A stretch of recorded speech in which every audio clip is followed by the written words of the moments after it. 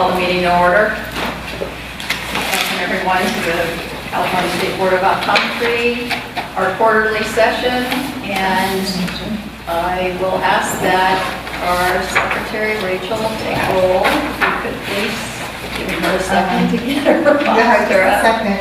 I'm getting And while she's getting the roster up, we are going to be rearranging our agenda to take our, unfortunately, our sessions with the ALJ and put them aside for now until the court reporter comes.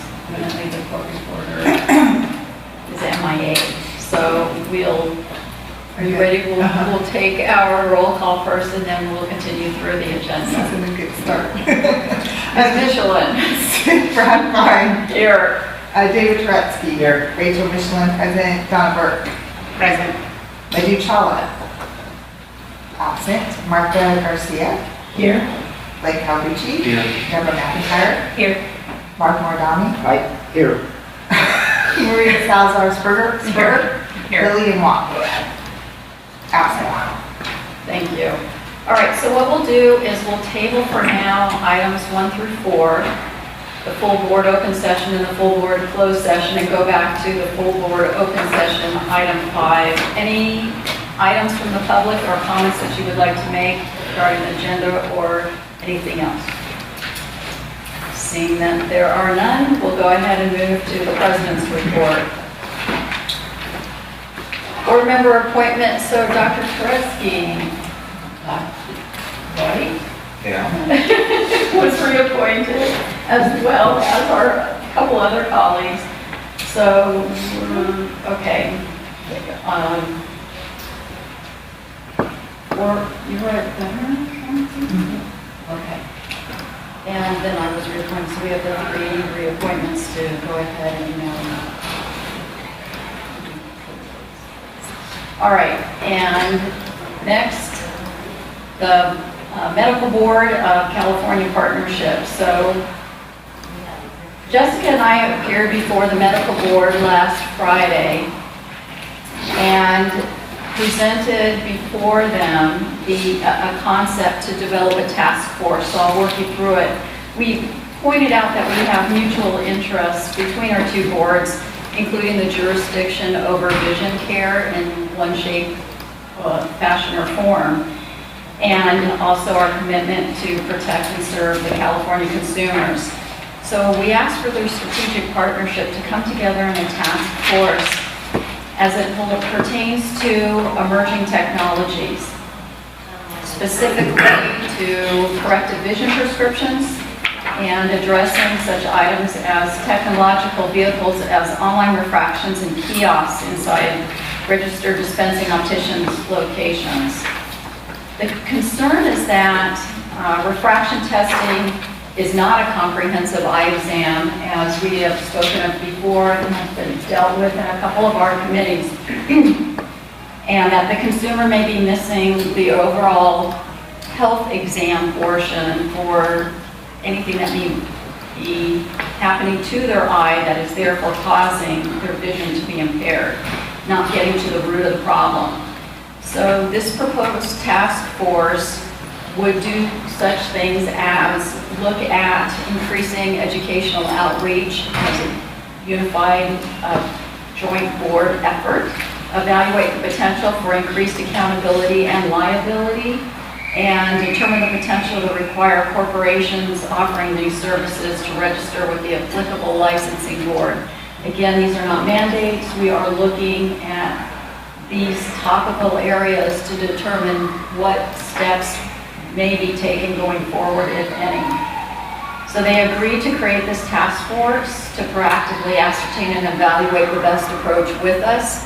And I've asked Jessica to reach back to the medical board to determine who of their board members may be interested to partner with our Ledge and Reg to get started.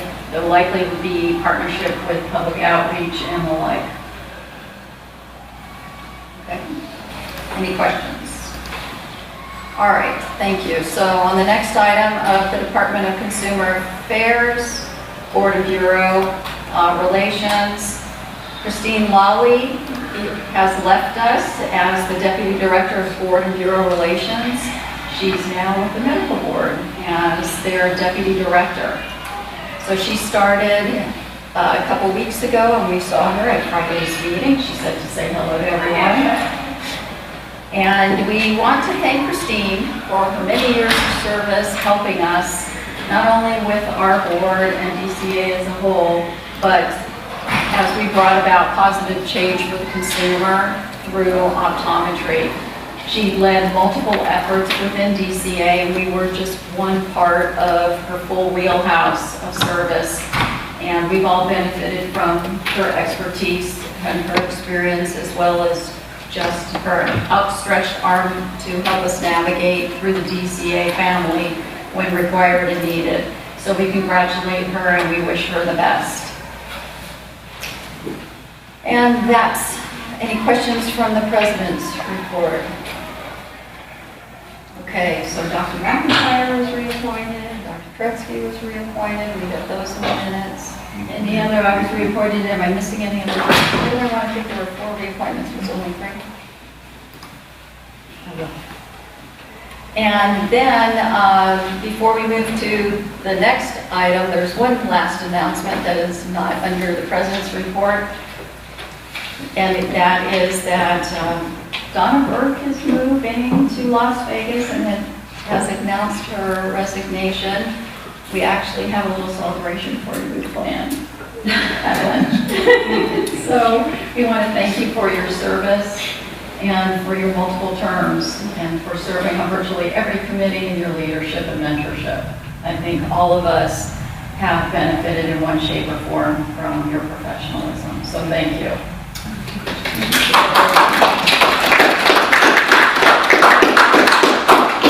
So now let's go ahead and go back to staying with the full board open session because I still do not see the rest of the legal team here. The approval of the minutes, so Ms. Mitchell. Board members, in your packets are the minutes from the August 3rd and 4th board meeting. And I would entertain a motion to approve the minutes. Do I have a motion from the floor? Motion to accept. Second? Second. All right. Any discussion items? Yes. So, for the next time, sometimes there is a motion to amend a particular proposal or language of a statute or regulation. And the minutes only say, Mr. Morgan moved amendments, the board approved, without kind of listing the amendments that were moved. Now, I know we can go to the videotape and look at those, but I want, if possible, if the amendments aren't too extensive, to list what those amendments were in the minutes. So that's a request where possible. Thank you. Any other board comments? Public comments on that? None at this time. We'll go ahead and take a vote. Ms. Brandwein. Aye. Dr. Tretzky. Aye. Ms. Michelin, aye. Ms. Burke. Aye. Ms. Garcia. Aye. Dr. Calducci. Aye. Dr. McIntyre. Aye. Mr. Mordani. Aye. Ms. Salazar-Sperber. Aye. Motion carries. Thank you very much. So next we'll move to the executive officer's report, and we're pulling that up. It's not fully up for me, but I can go off what's on the agenda. So for the first section is an update on the DCA internal audit that was performed. We were selected for several audits over the last year. DCA internal audit, we had the FBI audit of our administrative process, and the FBI did a separate audit on the IT process of the security of the fingerprints. So we had 3 audits going on at the same time. But audits are wonderful, so we had a great time doing them.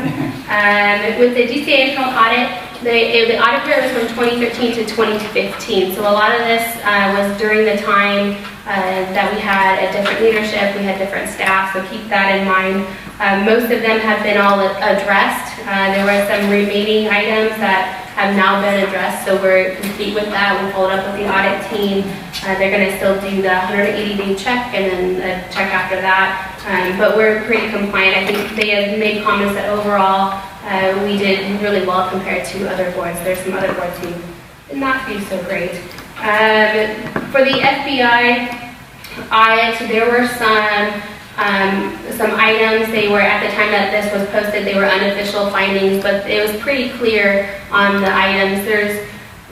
There were some minor ones, like we have a contract for the confidential destruct for the criminal record histories that we get back. We call them the subsequent arrest notifications, and we have a contract with a company to do confidential destruct. They destruct on site, but we didn't have someone staff physically observe them take it from the bin to the truck, and so now we have that in place, so we're compliant with that.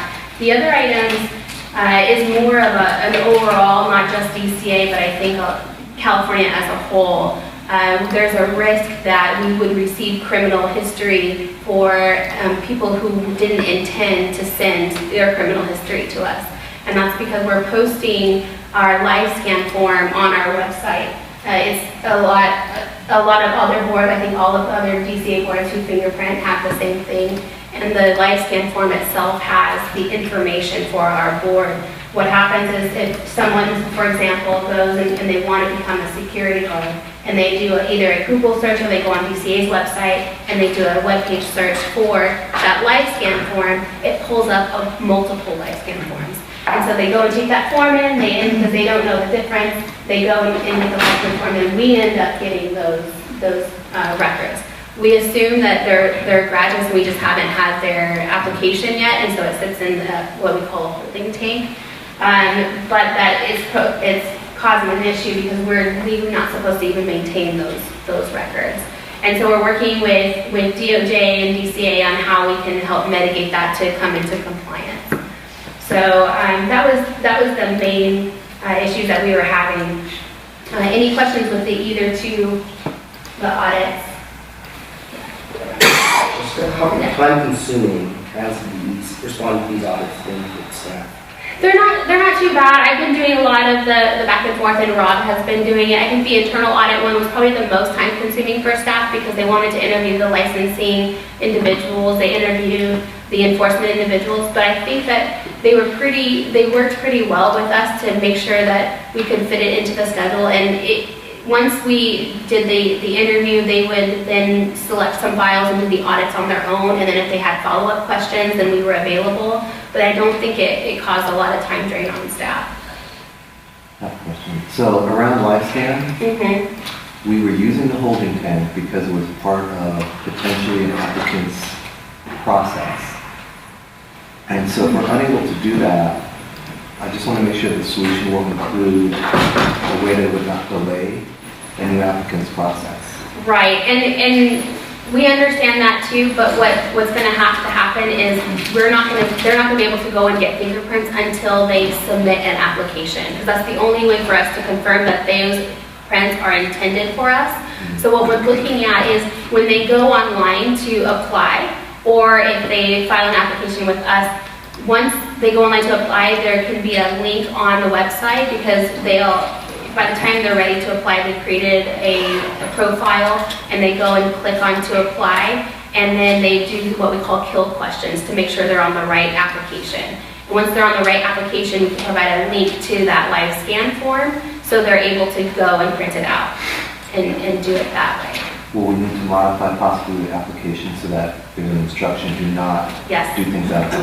Yeah, and another thing, thank you for speaking about applications. That was another thing that we weren't unique in with the applications. It was missing some verbiage from the FBI about there's an appeal process. If they want to appeal what's on their criminal record history, we have to add a line onto the applications of what that appeal process is. So they provided the verbiage to us, and so we'll be adding that on to the application. And there's already a pending rulemaking packet for the applications that the board had approved before. So we're going to look at adding that and then bringing that to the board in January. Do we have different levels for the live scan for an optometrist license as compared to a private security guard? Like different levels of... No, I think it's all the same authority of what we see. All DCA boards are able to see that. We see it more so than what other companies would see if they're doing background checks, because we see any of the dismissed or expunged convictions where others would not. But as far as DCA, it's my understanding they all have the same level. Yeah.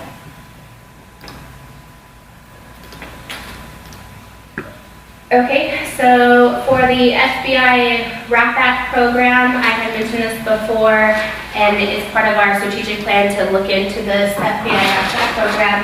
To refresh people's memory, this is similar to how it works for the Department of Justice. And if you look at it from the process standpoint, at the time that they get their fingerprints, we run the background check, the criminal history check. It goes through Department of Justice for California, and then it does FBI.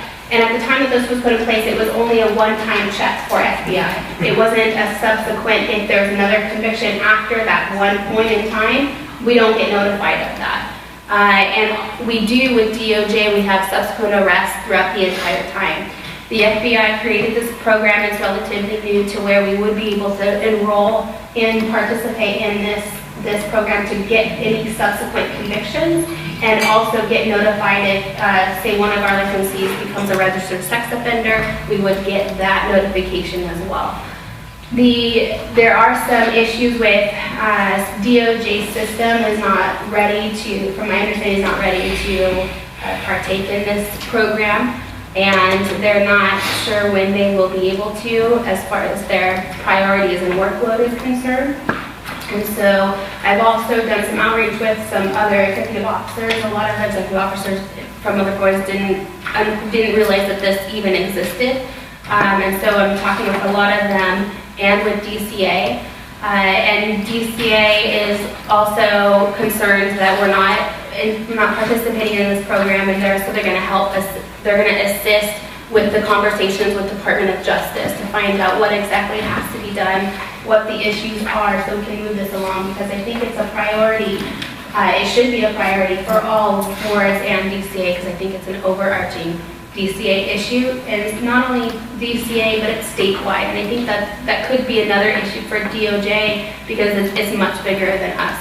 It's the teachers who have to get fingerprinted. They're getting fingerprinted one time for FBI, and if they become a registered sex offender in another state, they're not getting that information. So this is much bigger than us, but I think that we still need to make sure that we're pushing to get this going. Any questions with that? Okay, so the next one is the strategic plan update. All of you participated in the various committees that I think were pretty successful, and each committee took a part in looking at the strat plan and reviewing the action plans that staff had created with Solid. And so all of that is provided. I think it was overall a really great opportunity for the board members to participate and give further direction to staff. And that brings us to the enforcement program. So at the last meeting, there were some questions on how cases are handled when we don't take any formal action, when it's not brought to the board, and there were some questions on the process. And so what I asked is for Cherie to provide some additional information on what we're reporting, and to also come and give an overview of the enforcement process. And so first I want to thank Cherie for all the work that she did. She gave a lot of information on the enforcement process. And so Cherie, if you were able to come up and present, and then open up for any kind of questions that we can clarify. Good morning, board members. So before I get started with the enforcement program overview, do we have any questions about the statistics? Yeah. So, looking at the high the high level, the high priority cases, Yes. the average days pending is 81 days. I recall it was a much higher number in other past reports. Am I wrong? And has that dropped? For the high priority cases? Yes, the pending days. It might have been just the, because it's reporting on different cycle times, so if that high priority case was from the prior quarter, the prior fiscal year, it might have been a prior one that you were looking at, yeah. Okay, so I mean, it's good that it's dropping. Yeah. Okay, and so my question is, well, why did it drop? Different cases. Thank you. Any questions? Thank you. So the board overall receives about 380 cases a year, and we get those from a variety of sources. Members of the public, patients, consumers, we get them from other industry stakeholders, Department of Justice, FBI, insurance companies if they take action against a licensee, or the courts if there's a settlement for a judgment for medical malpractice. Once we get those, the first thing that we do is determine, is this something that was within the board's jurisdiction, or is it something that is potentially a violation of the law? For example, if we get a complaint against an ophthalmologist, we would forward that case to medical board because we do not have jurisdiction over ophthalmology. Sometimes we'll get cases where the gist of the complaint is this person charged this much for eyeglasses and this person charged twice as much, and so I want to file a complaint against this person for price gouging. We don't have really jurisdiction over that, so we would close that case and not investigate it further. The cases that we do have jurisdiction over and that are potential violations get assigned to an analyst for investigation. That's going to start with obtaining records, contacting the licensee, contacting the patient, the complainant, and kind of gathering the information that we can up until that point. Some of our cases we send to Division of Investigation, as I'm sure you're aware. Those are cases where we need to subpoena documents or directly interview the subject, the complainants, various other parties, or just to provide, when we need to do an undercover operation. DFI will send out sworn field investigators to handle those investigations for us. Once we have all of the investigation materials, whether it is an analyst on staff or a DFI investigator, we make the determination if it is a patient care issue or something where we need an expert. It will go to an expert to review the information and provide us an opinion on whether or not the actions are within the standard of care, whether they're negligence. And then once we have all of that information, we've got all the information from the investigation, from the expert report, if we have one or need one, that's the point where we kind of decide what we're going to do with the case. Some of them we are unable to prove a violation or there is no violation and we'll close those. If there was a violation that we were able to bring the licensee into compliance with, typically these are going to be advertising issues, or an issue where somebody doesn't have a registration, maybe for a location that they're practicing or their fictitious name permit, but they have come into compliance with the laws and everything, it has been verified to be okay. We would issue, we would close the case with an educational letter. And the educational letter basically says, you were in violation, you came into compliance, we're closing this case now and not taking action, but you're to consider this a warning letter, an educational letter, so that if it happens again, we'll take more severe action. The next step from that would be to issue a citation, which will usually come with a fine and an order of abatement. That's kind of like for something where there isn't consumer harm, or maybe the violation is advertising a second time, or practicing without letting the registration lapse and practicing without that. The next step from that would be to send the case to the Attorney General's office for the filing of an accusation and petition to revoke the license. Once that's filed, we wait for the notice of defense to come from the subject, and then we, depending on the case, may enter stipulated settlement talks with that subject, or the case will go to hearing in front of an administrative law judge. For both the stipulated settlements and the administrative law judge, we use the disciplinary guidelines to help kind of guide us what probation terms we may offer. And then once we have the decision back, that's when it comes to you guys to decide whether or not you feel that that's an appropriate outcome for the cases presented. So that is the enforcement process kind of in a nutshell. Are there any questions? So to clarify, you had said that you place the guidance in the document that then goes to the ALJ for the ALJ review, and then, or the ALJ does it from scratch? So for the disciplinary guidelines, those go with they're presented by the Deputy Attorney General to the administrative law judge so that they can use that as guidance when making their decision. I have two questions, actually. How do you deal with, I'm going to call it the gray area, Okay. where it's not clearly that there was nothing violated, but it's also not clear that there's a for sure violation? How do you deal with that gray area? So our burden of proof is very convincing, thank you. So if the case were to go in front of an administrative law judge, would we be able to meet that burden of proof? So if we feel that we can meet the burden of proof, the clear and convincing that a violation has occurred, then that's something that we would consider taking forward. But if it's something where we can't meet that burden of proof, that may be a more appropriate situation for an educational letter, or depending on the potential violation and the severity, we could issue a citation.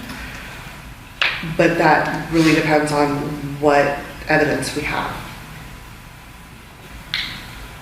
So when you're dealing with something that's in that gray area where it may or may not be clear and convincing, is there additional steps or additional people that get involved in making that ultimate determination?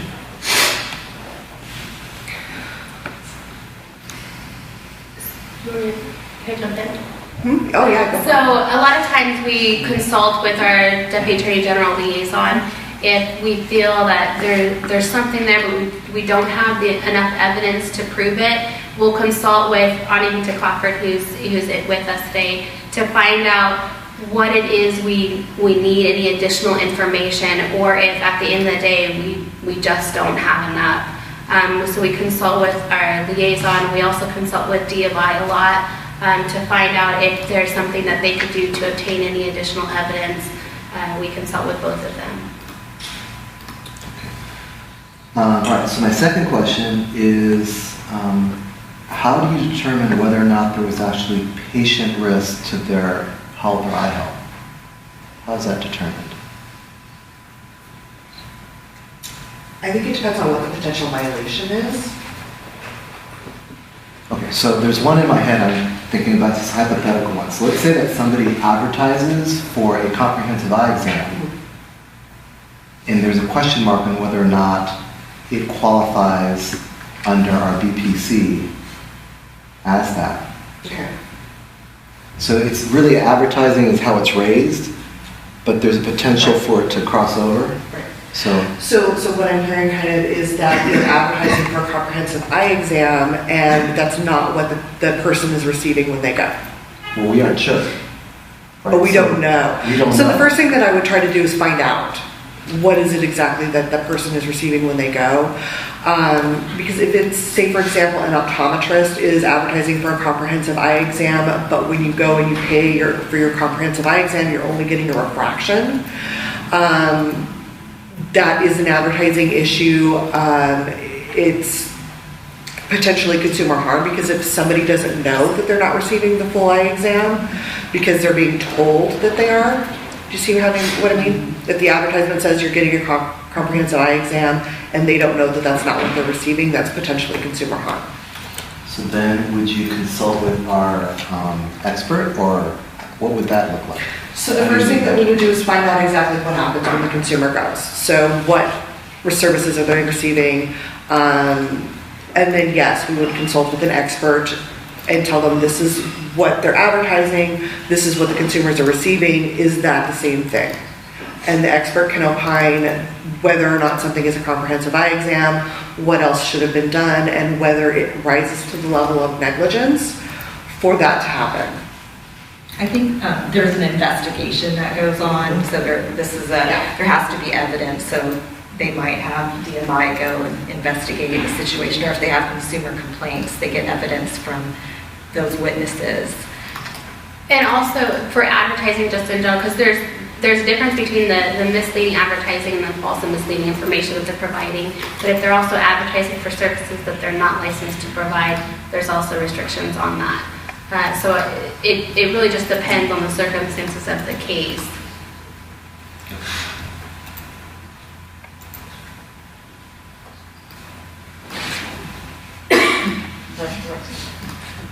Are there any pending cases which are going to be affected by the scope of practice law, the change that will go into effect on January 1?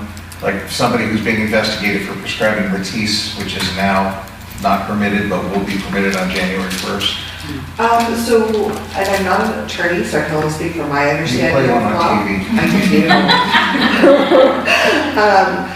So my You don't want to understanding, go into any details. no, but my understanding of the way that the law works is if I violate the law today and then tomorrow the law changes so that that's no longer a violation, I still violated the law today. But is there anything pending that right now that would fall into that category that you're aware of?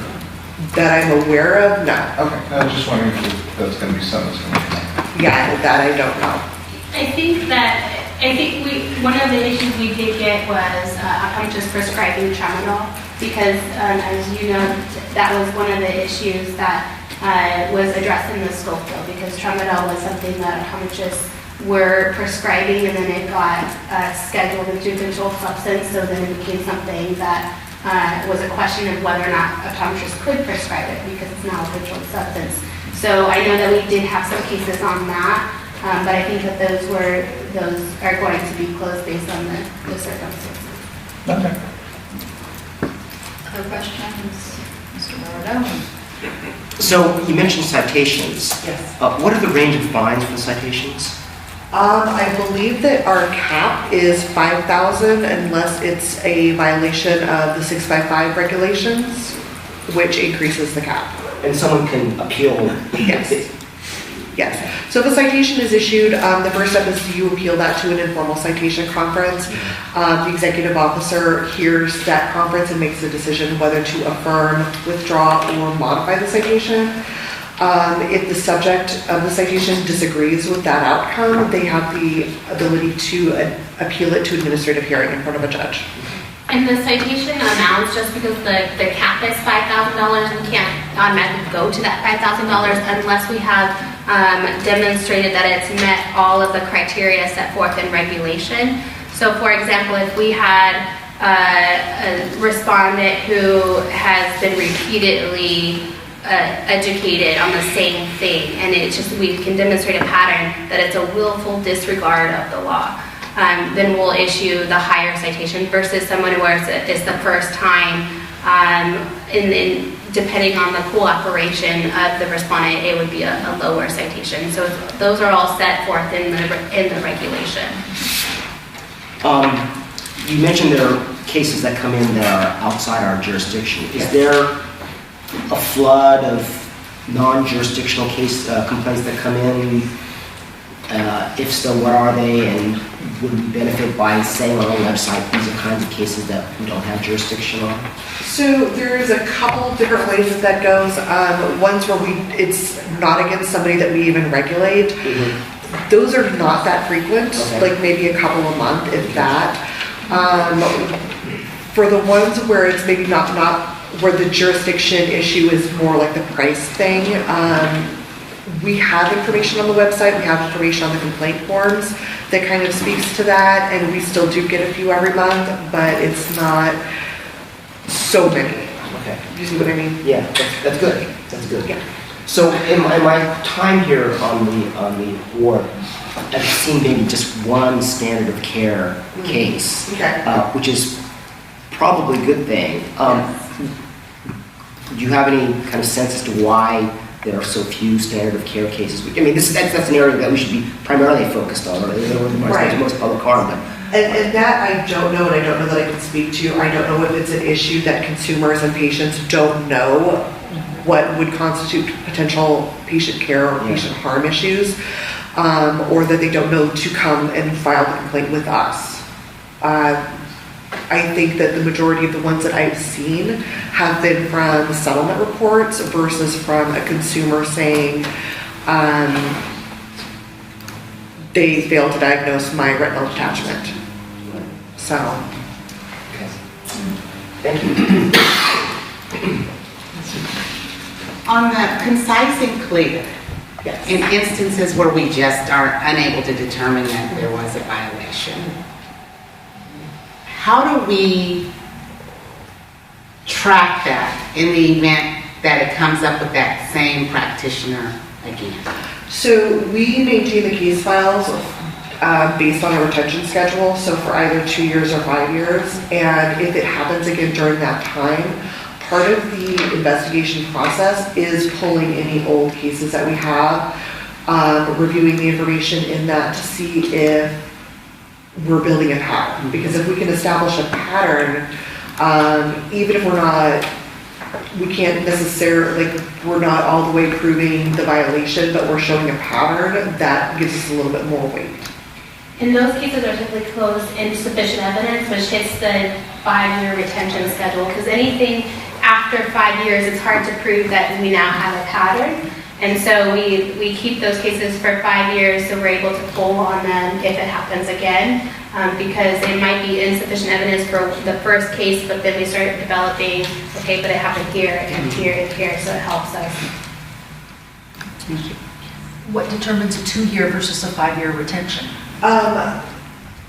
Whether or not, like Jessica said, the insufficient evidence cases, if it's a no violation case, if we have proven that there is no violation there, that's something that we would keep for 2 years. Whereas something where we just don't have enough evidence is something that we keep longer. And the retention schedule is adopted by the board, and that's something that perhaps we can bring back to the board with the new members. It's been a while, I think, since I think it was 2014 might have been the last time we saw it. And so we can bring that back and really just educate you on what it is and if you want to make any additional changes to it. But as Sri had mentioned, that the 2 years are really the no violations, because when you think about what it is that you're trying, why you want to retain those records, you're not going to go to court and, for example, if you have one where the doctor is just has really bad personality conflicts with his patients, he's just not very kind. There's no laws that they're kind or that they're not a jerk. And so we would close those cases no violation, and so but we wouldn't be able to go to court and say, look, we have a pattern of no violation and no violation, no violation. So there's not really a reason to maintain those records for longer than the 2-year period. So I have one more thought. Yes. So Dr. Kurtz, you raised a really good question that is interesting. I'm really glad to hear that it doesn't affect any of our ongoing cases. I must say, as a matter of my own personal philosophy, I get what Cherie says about, well, it was a violation of the law before, and now it's okay, but it's still a violation of the law, we can still pursue it. But if that case were to come here, I think we need to consider whether it really is public harm, and yeah, I'm just saying that staff should consider that. Yeah, we absolutely do. And I think I don't think you would see any of those instances unless, say, something really bad happened to a patient. But I think those things, it wouldn't be changed so dramatically in the law to where there wouldn't be any thing. But yeah, we definitely take that into account. I mean, we did take into account with 655 changed as well as 684. Because, and a lot of times what we do is we have these cases open, the law changes, a lot of times we just work with that respondent to educate them while this is no longer, this law no longer applies, this is the new law, you are held accountable to this law, so they are aware of the change. I agree with that philosophy. I have a follow-up question related to that. So what is our role as a board as it relates to issues that may come up like that? Because they come up all the time. Of being reactive, which means waiting for a reported potential violation versus our responsibility to be possibly proactively, randomly investigating. And also our responsibility to educate as changes arise. So what is our responsibility for all of those things? So I think the education is key one, especially when laws change. So with the new and as part of the implementation plan for the changes that came with the scope of practice bill and our sunset bill, all I think key is to really educate the licensees of what those laws changes are. As far as proactive enforcement, typically regulatory boards aren't set up to do proactive. We just in general are more reactive, and maybe Nina can add more to it, because it's really not until a violation occurs that we have authority to really go out and really proactively investigate. And it's also a resource issue. It's hard to get resources for something that hasn't happened yet. So if we wanted to create a unit or get a position for proactive investigations, it's hard to go and submit a BCP, which goes to the Department of Finance and the legislature. It goes through the whole process to get a BCP. And what they look at is up to that point, the point in time workload. It's hard to conceptualize what hasn't happened yet. And those make it really difficult to get a position for that proactive enforcement, because there's no stats to back it up. And so it makes getting a position difficult, because they're all looking at the stats and the workload for it. So with SB 684, we have investigation ability. Right. But we have no true ability to utilize that? So with AB 684, we got inspection authority, and we are able to do that. And right now it's out of, if we get complaints, we can go out and do inspections of the records of the setup. We do have authority to go out and do that, and that's part of the inspection program that we're building. It is part of our strat plan to build, and once we put that in place, then we are able to go out and do those random inspections. And that is the goal over the next few years, to build that program for us to do. But there still needs to be a report of potential violations. No, not for inspections. I'm sorry, I was thinking when you think proactive investigations and more for like advertising, if we want to do a search of who's offering eye exams, we don't do that. But for inspections, we are able to do that. And that's part of the inspection program that we will build. And it's really deciding on, are we getting a full-time person to go out and do inspections, or is it better to do, I think the veterinary medical board has a subject matter experts within the given areas, and those are those are best. But I was thinking optometrists, we can contract with them to go and do those checks for us, so that way we're not paying for a full-time staff person with all the benefits and everything else that is associated with a staff person. But those are things that's in our strat plan to proceed. So those will be able to implement. What do you think the estimated timing is? Before the strat plan is 2020. It's on the action plan. I don't have that readily available, but it's coming out. So I have a question then to piggyback off. If we're moving forward with emerging technologies and a lot of the advertising will be online, you had mentioned that we do not have the ability or do not proactively search. online, we only are going out to brick and mortar. We might want to rethink our strategy for enforcement down the road as it pertains to online services, because those aren't brick and mortars for you to send Cherie's team and others out to. Yeah. And to protect the consumer, we need to revisit that within our committees. So if you can add that to the committee docket, Mr. Mordomi.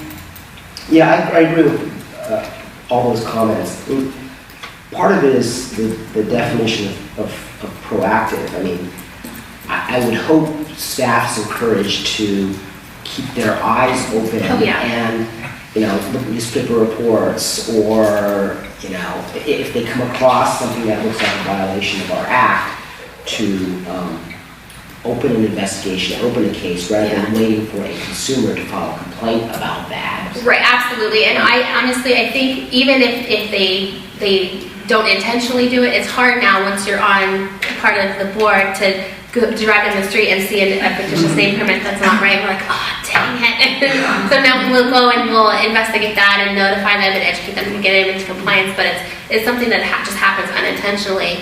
And every time we see something, staff knows that once we see it, we will investigate and try to gain compliance. Similarly, if we get a complaint for a consumer, or actually the advertising mostly comes from their competitors, but if we get a complaint saying this person does not have a fictitious name permit, what we also do is they're advertising on their website this name that they don't have a permit for. If we go to that website and we see other violations to that advertising, we do our best to educate the optometrist at once of all the potential violations so they can come in compliance for that. So we do that.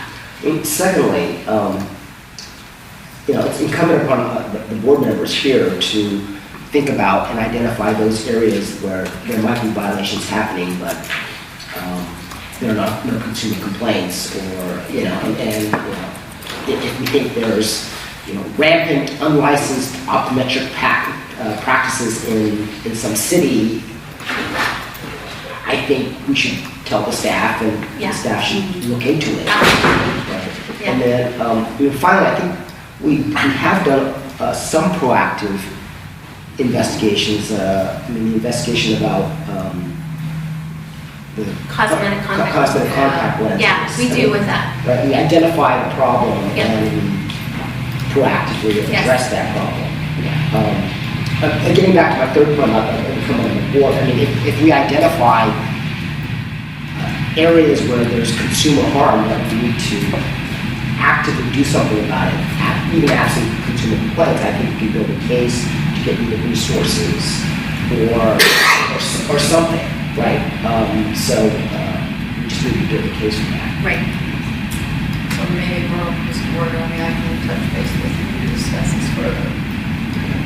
And then we can bring back whether for the staff development, staff expansion before the next strategic planning cycle and operating plan update. Okay. Can I just say something? I also counsel for the Bureau for Private Post-Secondary Education, and they actually do have a proactive program for someone going online and trying to find an unlicensed private post-secondary school. So there's models out there. I'm not sure what the other boards and bureaus, but it's definitely within your legal realm. The resources issue is probably the biggest one.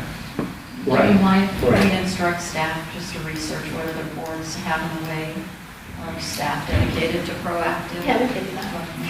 I mean, we don't need to go fishing violations. I think we need to start with where is their potential great public harm. Right. And where there's public harm. Yeah, and that's a key that we evaluate too for resources. Do we want to spend staff resources on the cases that we have now where there's could be potential for consumer harm, or do we want to go fishing for violations? And I don't think it's going fishing. It's understanding and helping the consumer. It will help us in our education campaign as well. Where are we seeing violations? What's happening out there? The comprehensive eye exam is a great example. It's basically online. It's not just at a brick and mortar. Okay. Thank you. Any other questions before we move on to examination and licensing programs? All right, thank you. Thank you, Sherry. And just a quick check, do we have, all right, so if we could just wrap up the 2 items on the balance of the EO report, then we'll take a 10-minute break to shift over to a closed session environment. Okay, so I'll go quickly over examination licensing. The biggest update for the examinations is that we were struggling to get subject matter experts to participate in our workshops. Even though we have an authority now to grant continuing education, it's been difficult to still get them. And when we met with the Office of Professional Examination Services, they gave us a lot of great guidance recently on how to redesign our recruitment efforts and what works best. And they made a lot of great recommendations. One of them is to work on recruiting once we get a schedule, because we get a schedule every January for the occupational, the workshops. And so once we get it, we can start recruiting as soon as we get it for the entire year. And they recommend getting at least a list of 100 optometrists who are interested in doing that, and then we can work from that list to iron it down to know who to contact to participate in these exams. The biggest hurdle, though, that they said is really how much we offer for subject matter experts to participate in the workshops, because right now they're only getting the $100 per diem. Other boards who have had the trouble have raised their per diem, and they've been able to, that's been successful for them. And so I'm looking at working with the budget office to find out what it is the budget would be able to support if we were to increase that. So I'll be able to provide updates as they're available on those recruitment efforts. But because of the delay, we did have to push out the workshops and the schedule for the occupational analysis. So we provided a new schedule for you if you have any questions for that. Justin? Yeah. So when we've had discussions on outreach at CEs and things like that, most optometrists that I know have no idea that there's a need for subject matter experts. They don't even know what a subject matter expert is. If you're in front of 400 optometrists at a continuing education meeting, hey, the state board, if there was just even a handout to give them or something. Right. And if you can't do that, I mean, when I attend a meeting, or Deborah does, if we're allowed to just give that information out, if there was something that was approved by you or by the board, you'll get subject matter experts without any trouble at all. $100 and 4 units of CE? Yeah. It's a no-brainer. Okay. And a day off. So, and then that's another thing, thank you for that. There's we're working with DCA as well to develop more like a user-friendly flyer, kind of like we did with the recruitment for the RDO program, to really have that flyer that we can hand out. And we're also thinking just if we see optometrists, we can also to introduce ourselves, have them come and join, but that's a great idea too, that we can use that flyer, give it to the board members, we can give it to COA, and they can hand it out at their dinner. In January, third week in January, Berkeley, there's going to be the Berkeley Practicum, and there's going to be 400 or 500 optometrists that'll cycle through that in a day. Okay. Or a couple of days. Put it in the Reg packet. Let's talk about a little marketing card campaign and get it in the Reg packet. Yeah, that's also an excellent opportunity for the public relations and outreach committee. Yeah. You could tweet it, you can put it on social media. Yeah. All of us could put it on our Facebook account, so. Those of you that have Facebook. But yeah, any of the members too, if you know optometrists, if you have connections, we're encouraging all of you to use those connections to help get more interest into the participation in the workshops. Do we only do it at our board office? Yeah. Physically? It's only, well, it's another building next door, but yeah. Okay, so with licensing, we provided you some statistics, and they continue to see an increase in online, which is good. When we get to the committee report, one of the goals is to really get everybody on 100% renewals, and so I think with the outreach, I think it's going to help One of the things that was new is DCA created a licensing management tool, so we are able to go and quickly identify in the report what pending applications we have, not only for the initials but also the renewals. And once we can identify who those are that are up for a renewal, we can get a report with those email addresses, send them a link to Breeze, let them know, oh, we noticed that you're up for renewal, go renew online, and provide them a link to help push them to Breeze and how much faster it is. For the RDO program, they went live in June, and the cycle times for the renewals, it looks a lot higher than what it actually is. What happened was for each one of those months, there's been 3 where they had filed a paper application. And in that paper application, they either didn't mark a box or they didn't sign the application, and it was holding it up as far as processing. And then they went online and submitted an application online, and then it was processed. When you take out those outliers, the average renewal time was 3 days for one of the registrations and then 0 days because it was renewed the same day for the other. So they're seeing the same benefits that the optometrists were seeing for Breeze. And so we're going to continuously work on outreach and help build that, the use of Breeze. And then for budgets, for personnel, we did have our RDO coordinator. She took a leave of absence for a year, and so we have to hold that position open for her to return. In the meantime, we posted a limited term position for 2 years that would be paid out of the blanket. And we conducted interviews this week for those positions, so we hope to have that filled by next week. And we also have our receptionist who's still out on maternity leave, and we are still borrowing a person from DCA. They want us an individual to help with that. And I think that was it for personnel. And for we have budget, and there's not much of a difference that we can report at this time because of the conversion over to the new system is causing a lot of challenges when it comes to reports. And so the information that I provided to you was from the budget office as far as their apologies and just ask for patience as they work through the kinks. And this is not just DCA, this is statewide, and everybody's kind of feeling the growing pains, but it is anticipated to have full budget reports for everybody in January. There's also going to be a distributed cost meeting with all of the executive officers, and a board member was invited to attend, and Dr. Tresky, as the vice president, is going to attend with us because he is in charge of helping to oversee the budget, so he's going to attend that with us as well. We'll bring updates at the next meeting. So any questions? All right. All right, we'll go ahead and take a 10-minute break, and then we'll move into closed session. I have questions of both Jessica and Deborah. So I mentioned that we were moving our closed session out of order, and we are. So in order to do that, we're having the open session with the hearings, etc. first, then we'll go into the closed session before we may be moving yet another item out of order after that, the presentation, but we'll take it as we're watching the clock as time comes. So I will hand it over at this point.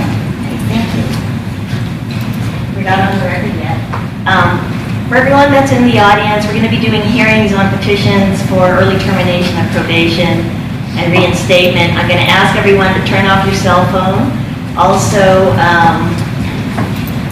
we're in the conference room here, but I want everyone to behave as if you were in a courtroom, which is what this, for purposes of the hearing, this is what this conference room is going to be.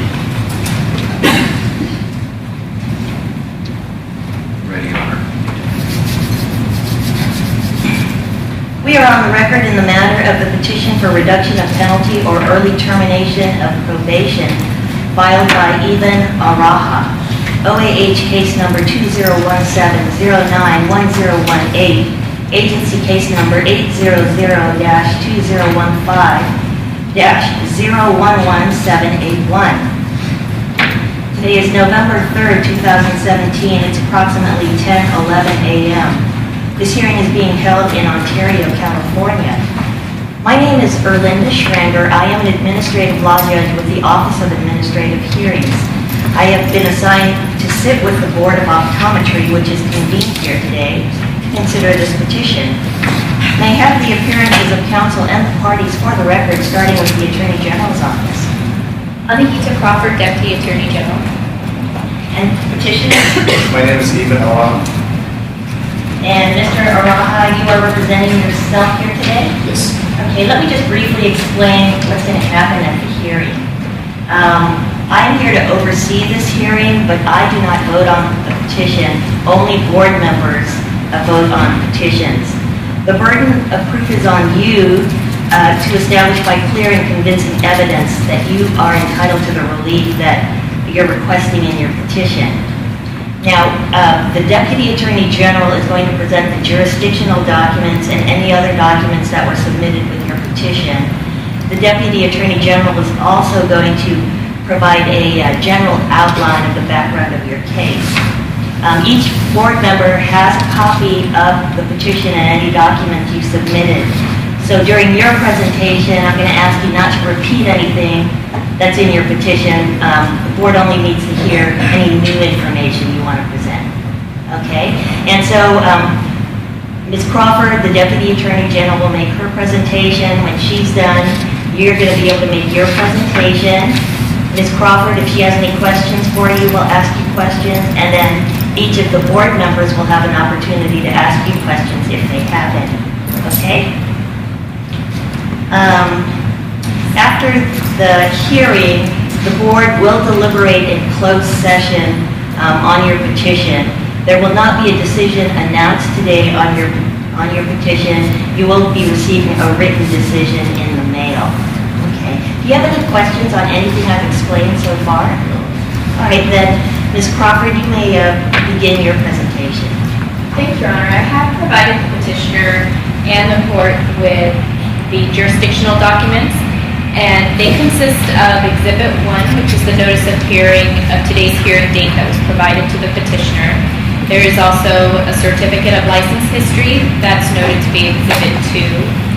Exhibit 3 is the petition for early termination and supporting documents that were filed by the petitioner.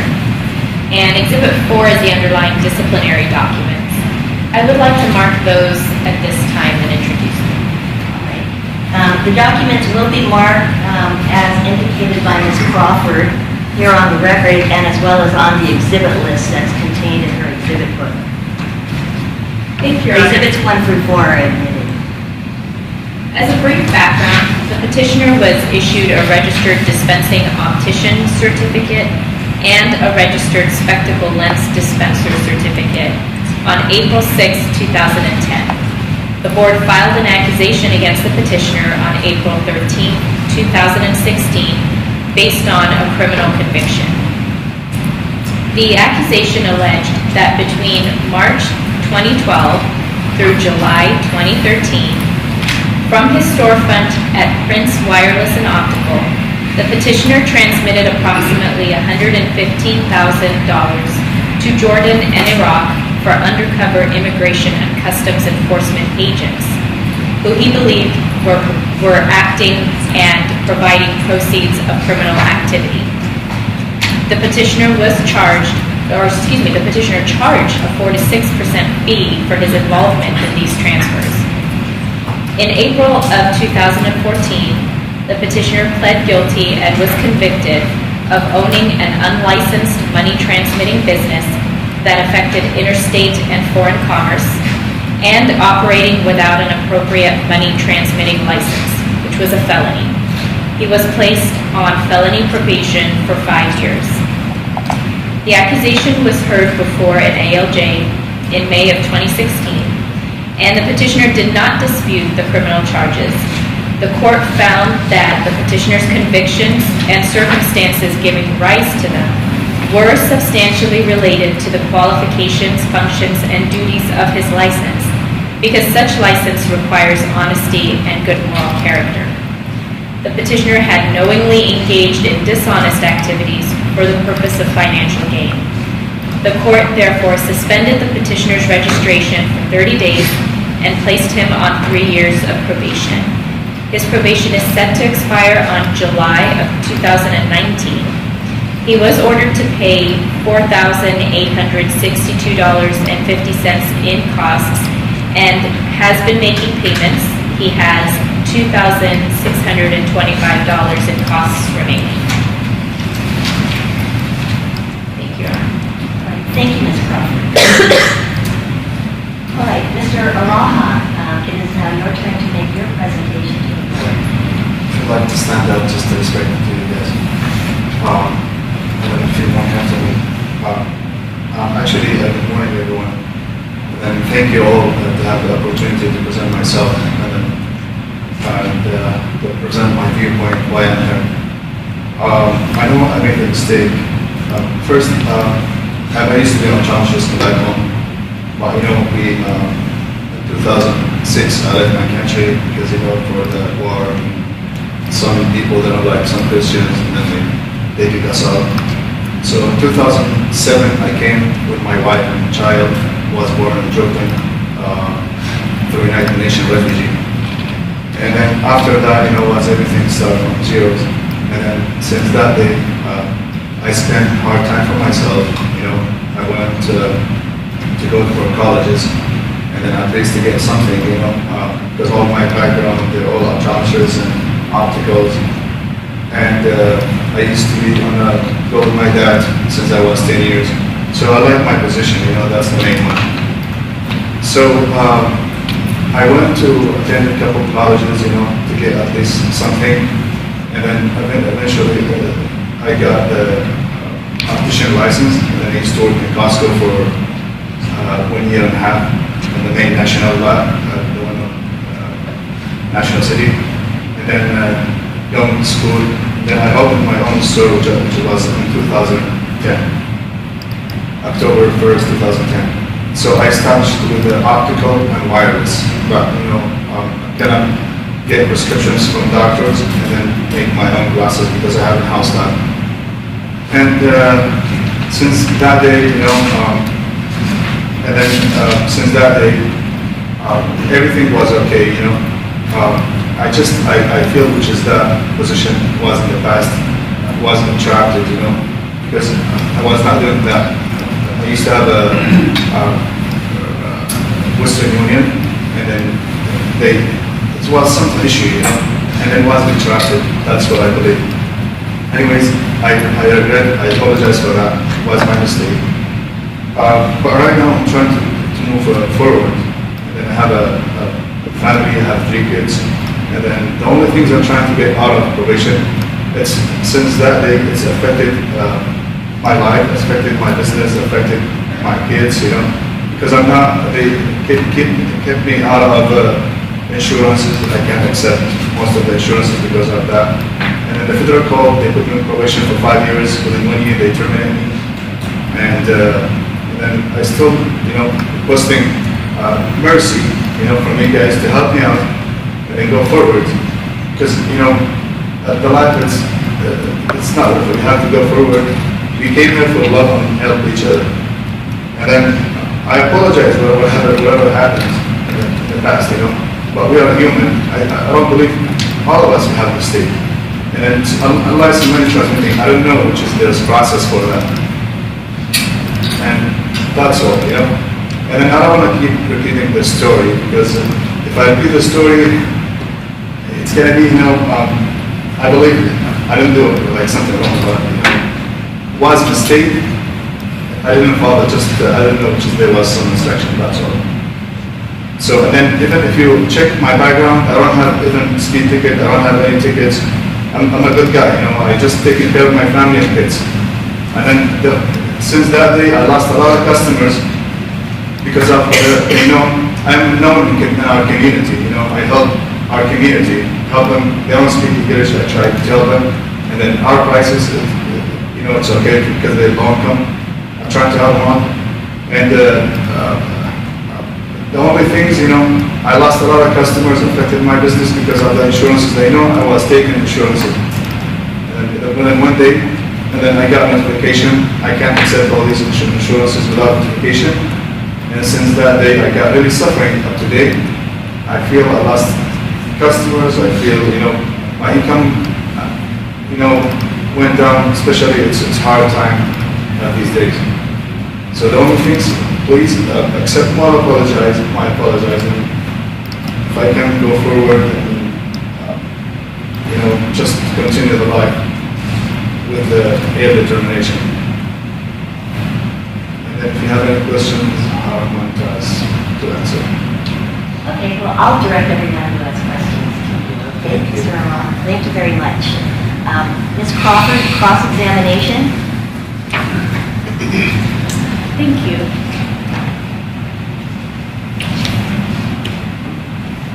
Mr. Arama, at your last hearing before the Administrative Law Court, there was a decision that the Administrative Law Judge rendered in your case.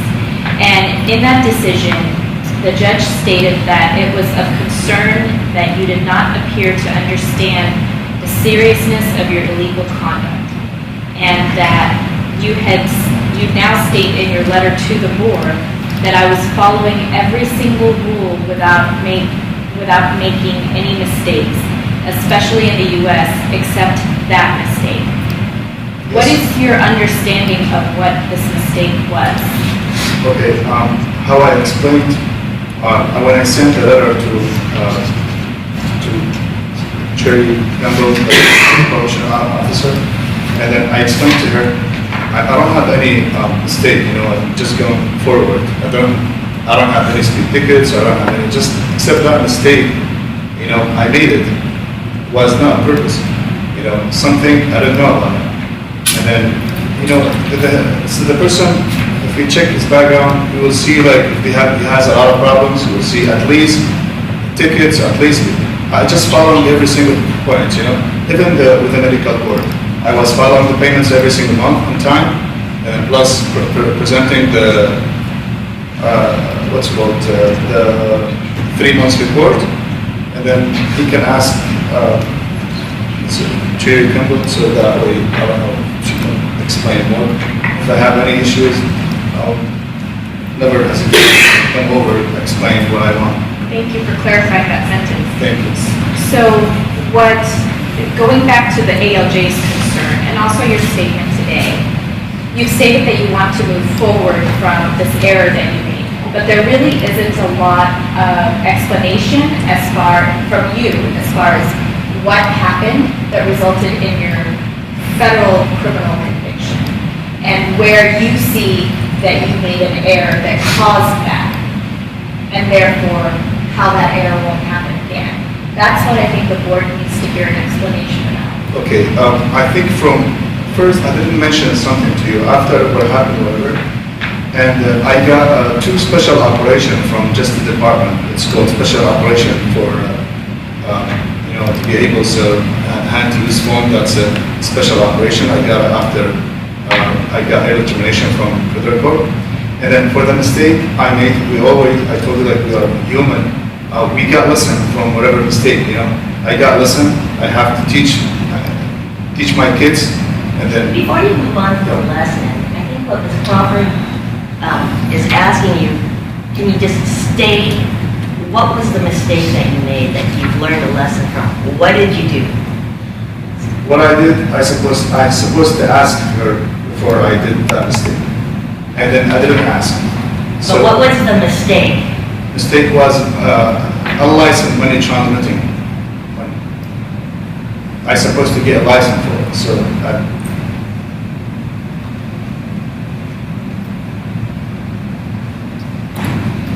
Did you finish your answer? We can go on to Ms. Crawford's next question. Yeah. Ms. Crawford. Thank you. What kind of wireless business activities do you do now? I do cell phones repair. I'm Cox authorized dealer, and T-Mobile authorized dealer, and then authorized payment center too. Payment center? Yes, like they make SDG cards, you know, like authorized payment center, like when you're trying to make payments, Payments to who? like to SDG cards, prepaid services, like when you try to make your phone bill, Okay. yeah, So they're all related to paying for phones or prepaid phones? prepaid phones and cards, SDG, AT&T, all kind of services. Is any of what you're saying related to wireless money transfers? There's nothing transfers, that's all for payments in a payment center, Okay. nothing transfers. So you don't have a Western Union No. business No, anymore? no, I just kick it out, you know, I told them to take it out. And you don't have any other business that transfers money No, to other entities? no, no. At the time of this incident, you had mentioned that a large part of your income came from the wireless side of your business and not the other. It's actually, let's say it's about 60% from wireless and 45% from the optical. Right. And you also had about 5 employees that were working for you. Yes, And but this- this time I have 3 and me, so it's total 4. Okay. And do they primarily work on the optician side or the wireless Just side? wire, optician side, only me I take care of it.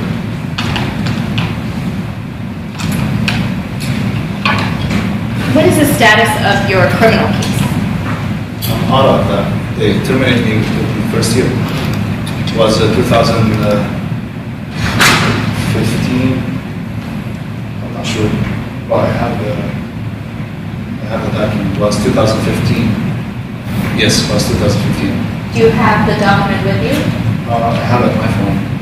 Okay. And it's a document that They terminates your terminate. probation? Yes, from federal court. Was signed by Judge Houston. And what was the basis of terminating your probation after 1 year on a 5-year probation? It's nothing, just we request to have early termination, and then the probation officer came over, she said, I don't mind, because he's following every single rule. What were the requirements of your probation for that 1 year? Nothing, even she never asked me, I was just following those, I was making reports, and then she checked my background, I don't have any tickets, and that's all. So, but she didn't request any specific things. Okay, so your understanding is you actually did not have any terms of Yeah, probation? there was a requirement to follow the rules, you know. If I leave out of San Diego, I have to let them know. If I leave out of country, I have to let them know, you know. But I never went out of the country. Even if I want to go to, for example, the convention, I have to let her know to get their approval. That's all. And one of their requirements was that you could not have a wireless transfer business. Nothing. Do you recall that? If that was one of their terms of probation? The probation was in general, like in my life, in my business. If I get something, if I start, for example, from CAP, you know, from like I have to let them know. So whatever, like that's all. Same as, very similar to the rules with the medical board.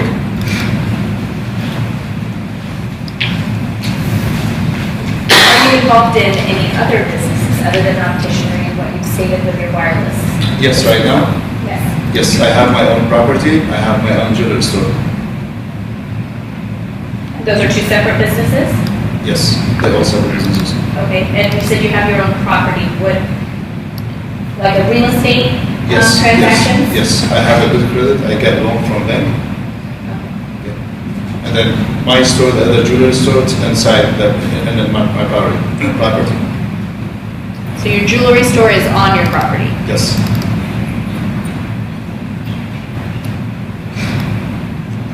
And that's located in a separate area from your optician? Yes, it's about like 20 feet away. It's next to my business, you know, just the property next to our business. Okay. So, I don't think I understand quite well. Are you in some kind of a strip mall location? No, I have my own store, it's rented, 528, the property is 422, like it's not, it's less than 20, 30 feet away from my business. And who runs the jewelry business? Sometimes it's next to it, I go back and forth, and then I have employees. So other than that you have lost customers as a result of being on probation because you cannot accept insurances, is there any other reason that the board should determine that you do not need to be under the 3 years of probation that the administrative law judge thought was appropriate? Is there any other reason? The only reason, I just want to go forward. I got what I got. I got suffering since that day up to date. And then I'm a good guy. I work hard 7 days a week. I work 7 days a week from 9:30 to 10:30. Even Sunday, I took my family for 3-4 hours. I'm trying, eventually I'm gonna die. All of us gonna die, just, we only gonna take our needs. Whatever I make, it's for kids, I taking care of my kids, that's all. And then the things, I'm just requesting mercy, to get out of this, because I think I got what I got, If I tell you the story from the beginning, from A to Z, was interrupted, I was not doing that, things, but it's something, was interrupted through the FBI agent. Because I don't have anyone like to transfer money. It's only for FBI agent. In that time, I got really suffering in that time. I feel, I made a mistake. I apologize. But I'm supposed to ask first. That's. Thank you. And then I believe all of us have mistake. And we are human. We always get a lesson from our mistake to go forward. I always say to my kids, take the positive things and leave the negative. And then I came here to improve my life, to go forward. Start from A to Z. Even I have good credit. I have a very good, reputation in our community. I have very good reputation in our customers. You can check Yelp, Facebook, see the customers what they say in us. Then I have very good, heart, to help people. It's not. I help sometimes people they don't have money seriously. I told you because we're not taking anything with us, only our deeds. Any other questions, Ms. Crawford? No, Your Honor. All right.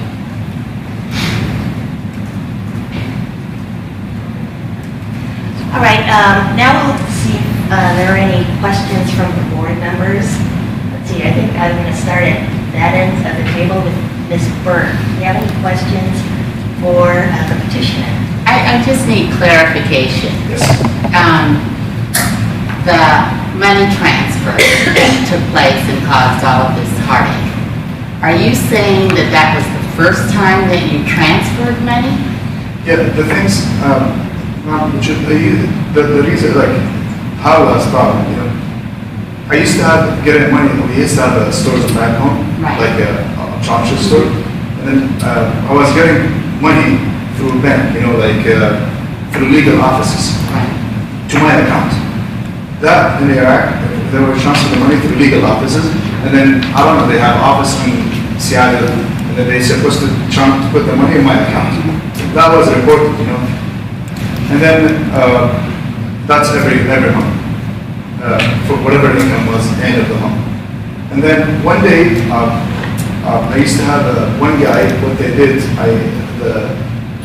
to transfer, the guy who wants to transfer 5,000, he told me how to transfer it in Iraq. Someone reported something with me from our community, they feel jealous, from our community.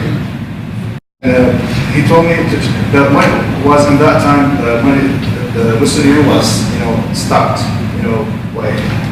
And then I called the legal offices in Seattle to transfer the money through the bank, That guy, when I put the money in my account, the bank, they suspend my account in the bank. And then I have a little issue with some transactions, was, and one day they took money from my account because for fraudulent transactions. Like a gift card, someone was coming by a gift card from my account. How do I know it's a preloaded card? You know, like if you have a gift card, you buy something. Was swipe transactions, and then when they stopped the transaction, I mean, they took the money, and then once there was fraudulent transaction, they took the money from my account. So that guy came, he enforced me. I told him I have an issue right now. I can't really pay you like the money. It's not going back home because the money has been taken.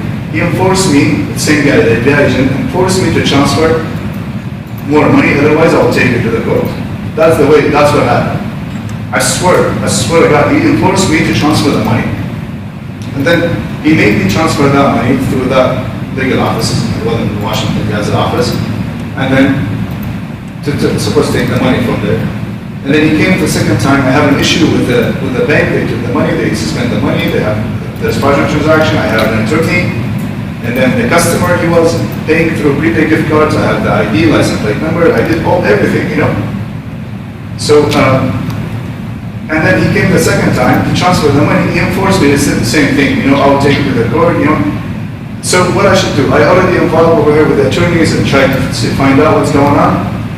And then the same thing. The third time, he came to me, he said, do you guys do, I want you to help me with the passport, visa things, you know. Do you know something? I don't do that kind of things, you know.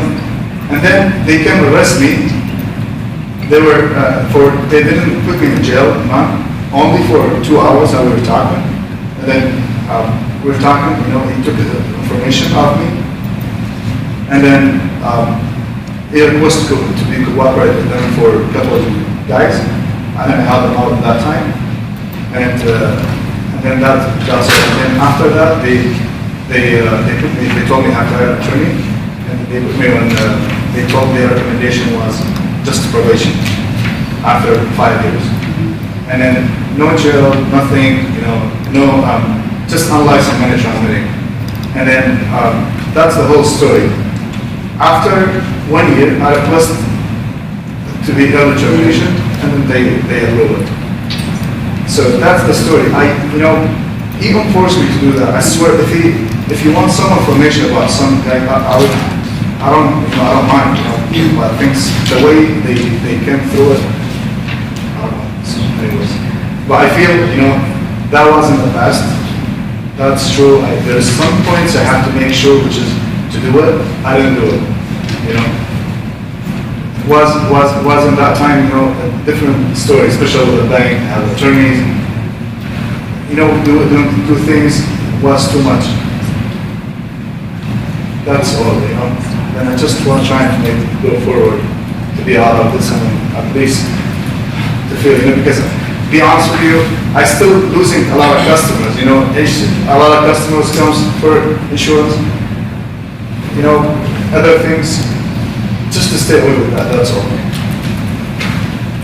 right, thank you. Thank you. All right, Ms. Salazar-Sperber? I'm just piggybacking on what Donna said. When you were recounting what happened, when you say you enforced me to send the money, can you explain what that, I just want to make sure I understand what you're saying. Yeah, like, for example, you have to transfer that money, otherwise, you know, I gotta go to the court, something like that.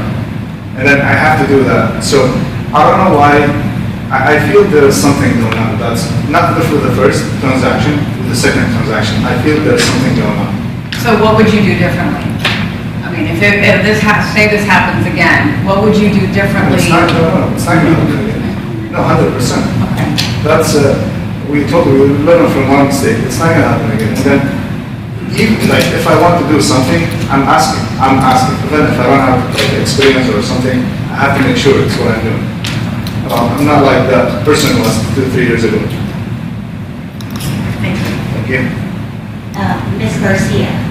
I just need clarification. Yes. So now you're the only optician, and you said you're losing, I guess, customers.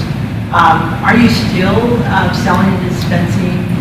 Yes, I am, but you know, there's some insurances I'm not accepting, and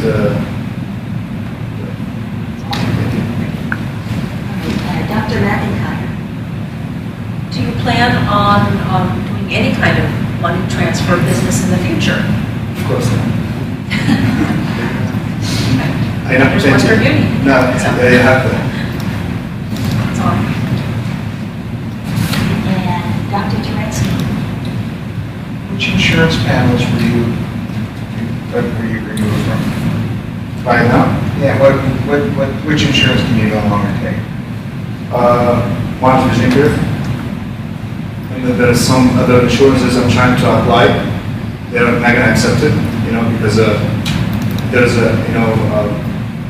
there's some application if you're still under probation, or I believe that's why I'm not trying to apply, because there's if you're still under probation, or So, you started in 2010, yes. and March is the only vision panel that you... No, I have IMED, Orange Vision Care, and VSD. There's a 1500 form to get reimbursement, for the patient. Yeah, and that's also part. But you weren't a VSB provider? No. You're not, okay, so you're not a network provider for them? Yes. All right, thank you. Thank you, For sir. the court reporter, how do you spell IMED? Is that what you just said? IMED. IMED. How do you spell that for the court reporter? EYENED. Thank you. Okay, President Brandmine? No questions. Okay, and Mr. Moradoni? Oh, actually, you guys switched. I'm sorry. You do look alike. Dr. Kawaguchi. Yeah, you moved, so now I didn't adjust my my chart. Any questions for petitioner? Yes. Okay.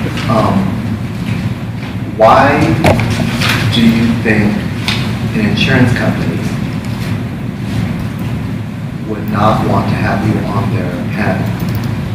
Because of the placing on probation. Insurance companies have rules, policies, and procedures. Yes. For insurances that we accepted, how did you ensure that you would follow those? Follow their policies and procedures?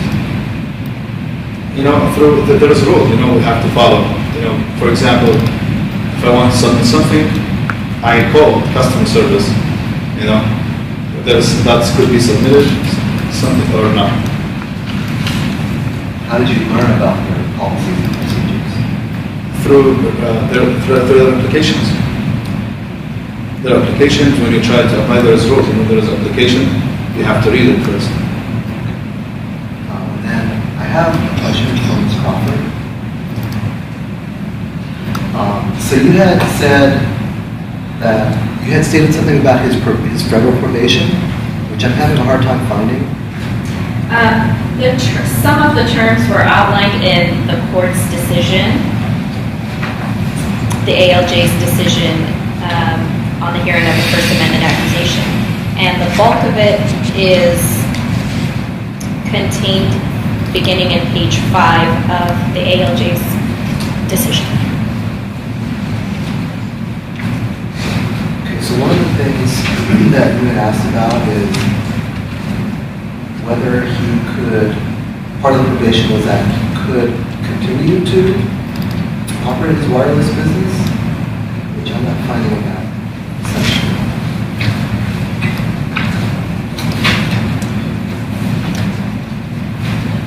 So on the bottom of page 6, the last paragraph,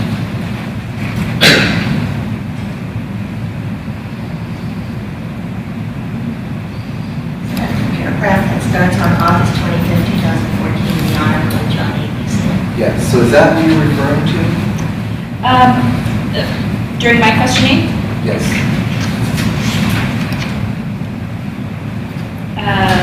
yes and no. That is where the terms are laid out by the judge. My recollection is of reading that term somewhere in the decision, and that's what I've actually been trying to pinpoint myself. And I did ask the question of the petitioner whether that was a term of probation, and he indicated it wasn't. But that's what I'm trying to find right now, and if I do locate it, I will pipe up.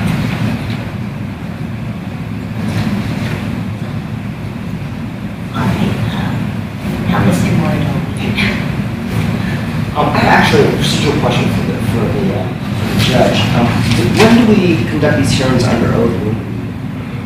Not do it. You know what? They're always conducted under oath, and I apologize. Let me retroactively place the petitioner under oath at this point, and that's my mistake. Mr. Araha, Yes. may I have you please raise your right hand? Do you solemnly swear or affirm that the testimony that you have given thus far in this hearing has been the truth and nothing but the truth, and that the testimony you are about to give subsequently is also going to be the truth and nothing but the truth? I swear to God, everything is true. Thank you. And I apologize for that. Thank you. I have a number of questions.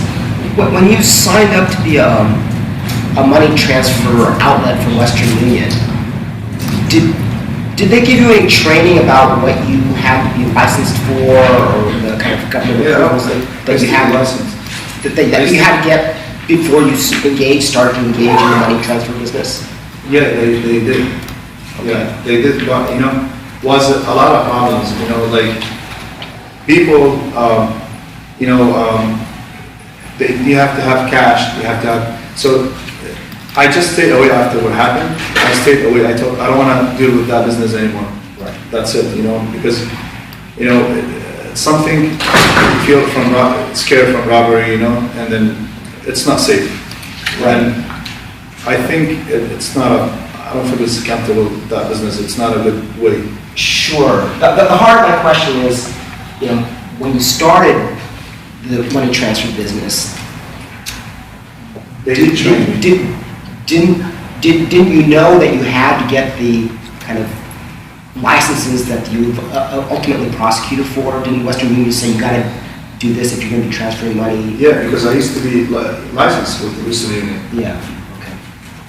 I was legally licensed with the Western Union. Okay. I guess shouldn't you have known better not to engage in the activity based on your training from Western Union? I told you, in that time was little confused. That's okay. There was certain things I have to done with it. I don't know, because that's with the bank, it kept me something, more stress. Okay. Okay. Now, think about it, bank take their money and then leave off only $5, and then without notification, without nothing, and then they don't provide their fraudulent transaction after a month and a half. After a month, they took the money right away. So, and it was something weird. Was not normal, But I was not doing any mistake. It was prepaid gift card. People, they trying to buy something. It's a preloaded card. How I find out that card is stolen? It's a prepaid gift card. There's no name. It's a gift card.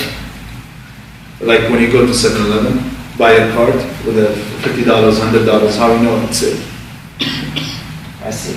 And so, I should, but I don't necessarily understand the money transfer rules. So, you were prosecuted for transferring $150,000. $115,000.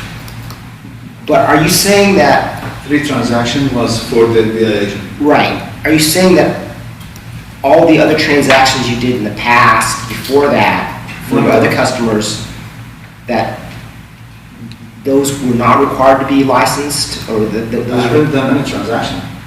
Only these 3 transactions to the FBI agent. Yeah. The transaction was normal through Western Union. Okay. So was legally, for example, if you go to Western Union, same thing. I was licensed. Okay. And maybe I should ask the Attorney General,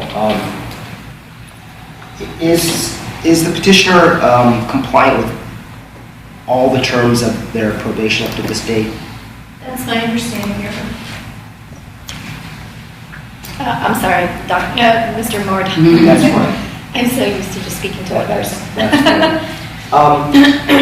You explained that you have this mixture of businesses at this location. How do you ensure that, but you're the only person that does the optician business and the others are dealing with the wireless. How do you ensure that these other employees don't engage in the optician side of your business? They know my rules, and then they know optician, and especially the optical side needs to be licensed. But they know my rules, and then I know it's illegal if someone practices as someone dispensing optician or he's not licensed. Well, what happens when someone comes in and says, well, I need some optician services, but you happen to be out? Yeah, they call me, or he has to wait or come back. So, given what's happened to you and the probation that you've been under both with us and the federal court, what do you say to your patients or your coworkers as to what happened to you and what you've learned through this process? To the patient? Yes, if they would ask. No, it's all the time. I mean, they ask me why medical board, they wanted to suspend my license for 1 month. Yeah. They asked me why. I told them just we have machine broken, so just come back after a month. We said that's the only way. What are you gonna tell them? Right. Okay. So, hypothetically, let's say we have a young optician who wants to get into business, and they were asking you for your advice on how to be a successful optician. What would you tell them as to what you would learn? First thing, follow the rules. Okay. What would be the second thing you tell them? Be honest with the customer. Okay. I think those are the questions I have. Thank you. All right, and Ms. Michelin? I just want to be clear on one thing.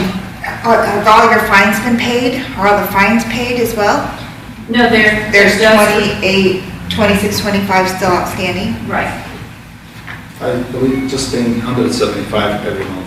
175, okay. So, let me understand, so you were doing Western Union transfers before? I'm sorry, 275. I'm sorry. Okay. So you were doing Western Union transfers before, right? Just normal Western Union transfers, correct? And then you did these transfers with the FBI undercover agent that you got in trouble for. My question is, it looks like the fees that were being charged for the Western Union transfers were different than the fees being paid through the transfers through the FBI. It's the same thing. It's 2%. Are you sure? Yeah, 2. That's what you were charging? Yeah.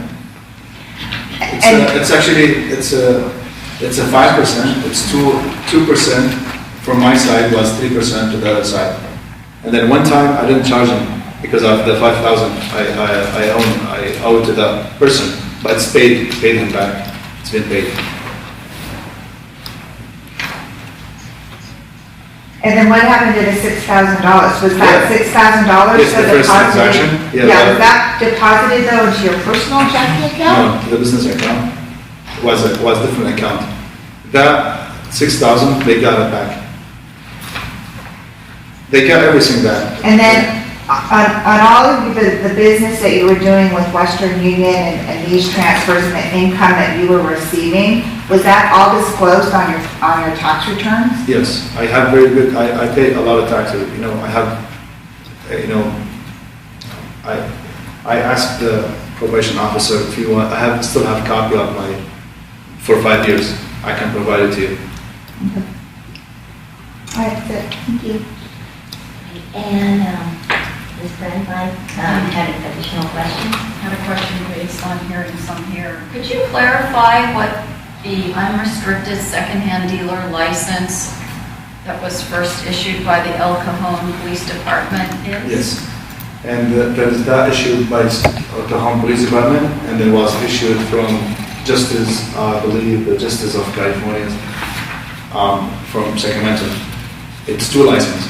One to be able to sell hand-use phone, because that needs special operation to provide reports to the police department, like finger scan, pictures, all the information. And the other things for the jewelry, same thing. Thank you. Thank you. All right, any other questions from any other board members? And I see. Oh, okay, go ahead, Mr. O'Morgan. So, and I apologize for not reading the materials more carefully. This is for a question for the Deputy Attorney General.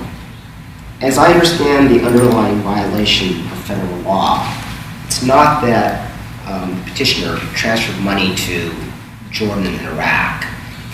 It was that under the facts of the undercover operation, he transferred money that were the result of purported illegal activity, that the undercover agent said, oh, I have this money from illegal sell cigarettes, I want to transfer the money to Iran and Jordan. Iraq, yeah. Iraq and Jordan, I'm sorry. Okay. So that was the violation.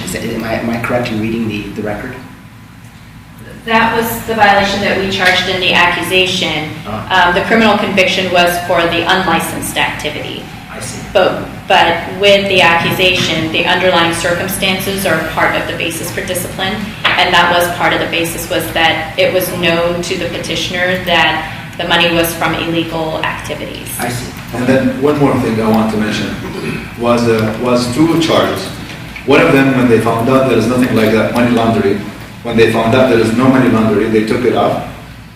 And because after the investigation, there is no money laundering, so they put only money transmitting license. You know, just to be clarified that, because it was two charges when they found out there was no money laundering, and then I charged for unlicensed money transmitting. I see. Thank you. Yeah. Money laundering requires transfer of money from illegal activity. Yeah, but if there is money laundering, for example, they will not gonna take that charge off. But they did. You're saying they took it off. Yeah, they took it off. This makes sense. Okay. Thank you. And one more thing to just say, you know, trust me, we have to keep the flower, you know, go forward, because we're not going to take anything with us. That's all, I swear. I got really what I got. I regret what I did. I just want to go forward. I'm a good guy. I help a lot of people. So I don't believe I deserve that from the beginning. Thank you. It was good to talking to you. It was good to have the opportunity to talk. If you guys approve it, thank you very much. If you guys not going to approve it, I hope I will see it again. Because eventually, the light is not going to stop. All right, thank you, Mr. O'Morgan. All right, Ms. Crawford, do you wish to give a closing summary? Yes, Your Honor, and perhaps it may answer some questions that were asked of the petitioner. The summary provided by the ALJ in the decision beginning on page 7 is that based on the pre-sentence report in the federal criminal case in 2014, it stated that in February of 2012, Immigration and Customs Enforcement agents, which would be ICE, in San Diego, received information from a confidential source that Prince Wireless and Optical was operating as an unlawful money transmitting business and engaging in money laundering. And special agents did investigations and discovered that between February of 2011 and November of 2011, that 6 currency transaction reports had been filed for the deposit of cash into 4 Wells Fargo bank accounts for or by the petitioner. And these transactions were a result of multiple cash deposits occurring within the same day, which combined and exceeded $10,000. The investigation further revealed that those transactions were conducted at a time that Prince Wireless and Optical was not registered with the appropriate institution to transmit money abroad. That is when the investigation, the undercover investigation began for the, I believe, 3 additional incidents where an undercover officer attempted to have money transferred. The undercover officer also reviewed the Western Union training that the petitioner referenced. He reviewed the Western Union training that was provided, and there were restrictions on how money was to be transferred, along with requirements of reporting of fees and a limitation of fees that could be collected. As the petitioner indicated, these transfers that he did for the undercover officer were not done through his license with Western Union, and the fees appeared to be higher than those that were charged by Western Union transactions. He had stated that he only profited 1 to 1.5% per transaction. However, when giving specific examples of transaction amounts, it became clear that he had profited closer to 2 to 3%.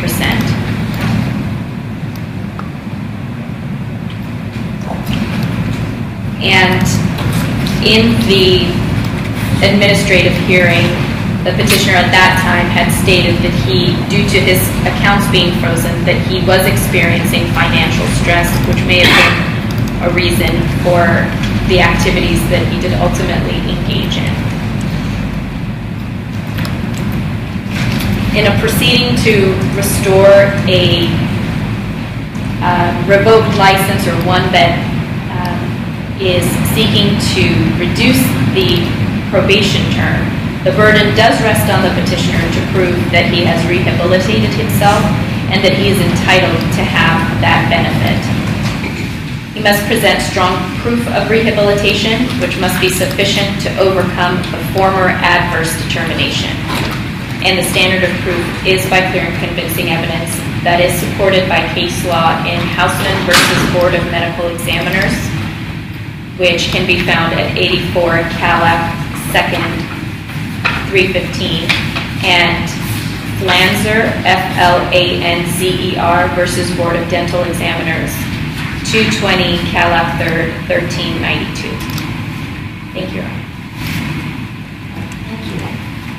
And Mr. Araha, final closing statement. I think you kind of gave a little bit already. So anything else you would like to address to the board members? That's all. Thank you very much for your time to listen to me too. Thank you. And Your Honor, one more thing, I apologize. I did tell Dr. Kawaguchi that I would find that probation term for him. And that probation term was the probation term of not conducting any wireless transfers. Engaging in that business is actually a term that the board imposed. So that was part of his board probationary terms. All right. Then with that, this matter is submitted. This hearing is concluded. We are off the record. All right, so Mr. Araha, so this matter will be decided by the board in a closed session. Thank you very much. Thank you. Thanks. Thank you.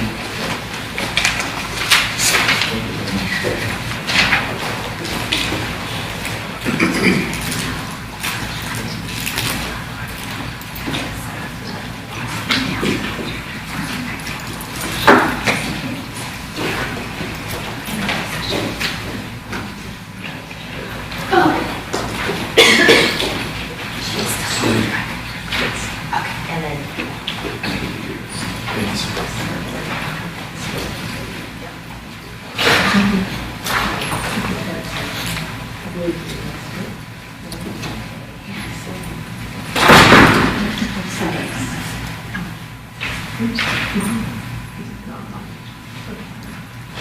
is the court reporter? Yes. Okay, we're ready to get started on the next thing, which should be brief. Okay, so. Sorry, I had to give him his form before he left. Yeah, that's right. Board member, between the violations, folks, at the end of the table. Around.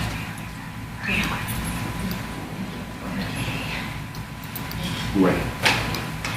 We are on the record in the matter of the petition for reinstatement filed by Larry Franklin Thornton, OAH case number 2017-09-1040, agency case number 420-2018-000032. Again, today is November 3rd, 2017. It is approximately 11:06 a.m. This hearing is being held in Ontario, California. My name is Erlinda Schrander. I am an administrative law judge with the Office of Administrative Hearings, and I have been assigned to sit with the Board of Optometry, which is convened here today, to consider this petition. May I have the appearances of counsel and the parties for the record, starting with the Attorney General's office. Anita Crawford, Deputy Attorney General. And let me state for the record that there is no appearance here today by or on behalf of the petitioner, Larry Franklin Thornton. The Deputy Attorney General did provide me with a copy of her exhibits, which contains a notice of hearing showing the date, time, and place of the hearing for Dr. Thornton to be here today at 9 a.m. at this location, and it was served on Dr. Thornton's address at 1041 Southwest Lake, Los Angeles, California, 90006. Ms. Crawford, do you have some information regarding Dr. Thornton? I do, Your Honor. I am advised by my client that Dr. Thornton did contact the agency and spoke with a staff member there and indicated that he was going to be undergoing surgery next month, and as a result he is currently unable to walk or attend the meeting. He did not specifically seek a request for a continuance, but I did want to convey that information to the board. And is it the Attorney General's position that Dr. Thornton's information should be construed as a request for continuance? I think that's probably a better question for the board if they determine that they wish to go forward with a default since nothing was filed, or expressly requested, or whether they would prefer to deem that a request for a continuance and hold this matter over for their next meeting. All right, so I'll turn that matter over to President Brandwein as to how to proceed. So before us, one of two questions, and do I have comment from the board? I have a question. The doctor had what amount of notice to know that he needed to be at this meeting? What was the amount of notice given? All right, the notice of hearing from the exhibit book, the notice of hearing was served on Dr. Thornton on September 25th, 2017, for the hearing here today on November 3rd, 2017. At what point did we receive communication from that doctor that he would not be attending this meeting today? That was yesterday. What we called into the staff. What would be the normal process for doing that? Would there be a form that's filed and submitted ahead of time? What kind of notice is typical if someone's not going to be appearing? Well, I can speak to that with regard to proceedings under the Administrative Procedures Act. A party can request a continuance if they notify the agency within 10 days of learning of the circumstances that have caused the continuance, or the basis for requesting a continuance. Now, I guess in the communication to the board staff person, there was a representation that because of a medical situation, he's unable to walk or attend the meeting here today. And so I think the decision to be made by the board is whether or not that's good cause to continue the hearing on his petition to your next board meeting. Or alternatively, the board can proceed by way of default on this petition. Given that surgery is scheduled for a month from now, this is not an acute condition. It's something that is he's well aware of. I would assume if he were in such a predicament as he couldn't come to this meeting, that we would have heard prior to yesterday. Dr. Frenchie. Can a respondent request to be here via telephone? There is a provision under the Administrative Procedure Act for a telephonic hearing. A telephonic hearing is permitted if there's no objection by any of the parties. So we would turn to Ms. Crawford to find out whether or not the Attorney General's office would oppose a telephonic appearance by the petitioner for this. So a request would have had to have been made, and it would have to be agreed upon by both parties before the court could make a decision on that. If Dr. Thornton contacted the board yesterday, said, I've fallen, I've broken my leg, I'm going to have surgery next month, I can't be there in person, can we do this via telephone?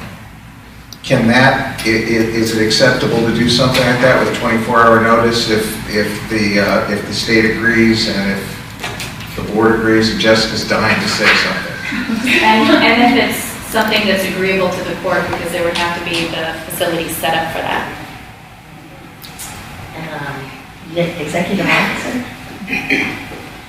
To clarify too, in the board member handbook, it is a board policy not to do these petitions via teleconference, primarily because a lot is seen and observed through body language. And so much of the responses for the petitioner to gauge whether or not they're rehabilitated is to see the reactions, to see how they're presenting themselves. And so much of that is lost over the phone or in writing. And so it has been established in the board policy and the board member handbook not to do these via teleconference. And I'll note for the record, there has been no such request for a telephonic appearance. Yeah. Can I ask one more question? You'll have to, I'm asking you, Your Honor, because you'll probably have to tell me if I can ask this. Is it appropriate to know how many defaults in the past this respondent's had in relation to this request? Let's see. The basis for granting a continuances in this matter requires showing a good cause for the continuance. And so good cause is not specifically defined, but the number of prior defaults this petitioner has had in the past, that could be considered in making a determination as to whether there's good cause to continue this hearing. Do we know how many prior defaults then this respondent's had in making this request? I know of at least one. I'm thinking there may have been two, but I don't recall exactly.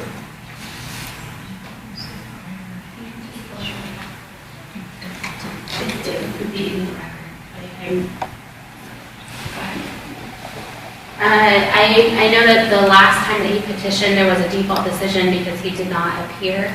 I don't recall, but it would be in the record of which ones were defaulted. It looks from the record that it was April 29th, 2015, I believe was the default decision to become effective in 2016. So I think he's well versed in the procedural requirements for reconsideration. I think he's been through this I know for sure one time, possibly more. I can't recall from the record right now, but it seems to me that he understands the steps that are required. And I know he's made, I think, 2 personal appearances. So let me go around this side and I'll come over here. Yes, go ahead. So my suggestion is default, based on what we're hearing. Any questions or other comments before Mr. Mordoni? So if either staff or the Deputy Attorney General can recount the message from yesterday, my questions there are, did you just call out of the blue or did we reach out to him? And then, again, what did he say in that telephone conversation? He called in to the general phone line at the board and indicated that he wasn't able to attend. And then the assistant executive officer called him back and had a conversation with him. And Jessica spoke to him this morning so she could relay exactly what was said. Yeah, I spoke with Rob Stephanopoulos, our assistant executive officer, and it is essentially what Ms. Crawford had said. Rob Stephanopoulos called him back, the petitioner back yesterday, and spoke with him, and he said that he was having surgery in a month and he was unable to walk or attend the meeting. He did not expressly request that it was continued or pushed over. He just wanted the board to know he would not be attending. And so he didn't say, gee, I wish I really could attend. I really want to come, or anything of that sort. Not that was related to me. Okay. And I think you answered, so he's made a number of petitions. He has appeared before, but he has not appeared before also. Okay. And it looks like he's submitting kind of the same thing he's submitted in the past. Correct. I believe the petition in front of you is what he had submitted in 2015 that resulted in the default. He had believed since it was the same packet and circumstances haven't changed and it wasn't considered by the board at that time, he felt it was sufficient to just resubmit what was previously submitted. And then next, if I can understand default, we would have the option, even if a petitioner doesn't show up, based on the written materials, does the board have the option of saying, okay, based on the written materials, we're going to grant the petition, or do we have to automatically default because the petitioner's not here? Well, I believe what the default means is that the decision of the board would be made based on the documentation that's already been submitted. Okay. And so the failure to, and the statements made in the documentation would be taken as admissions by the petitioner. All right, so if we were to deny the petition, it's not because he didn't show up, it's because what's been submitted to us is insufficient to grant the petition.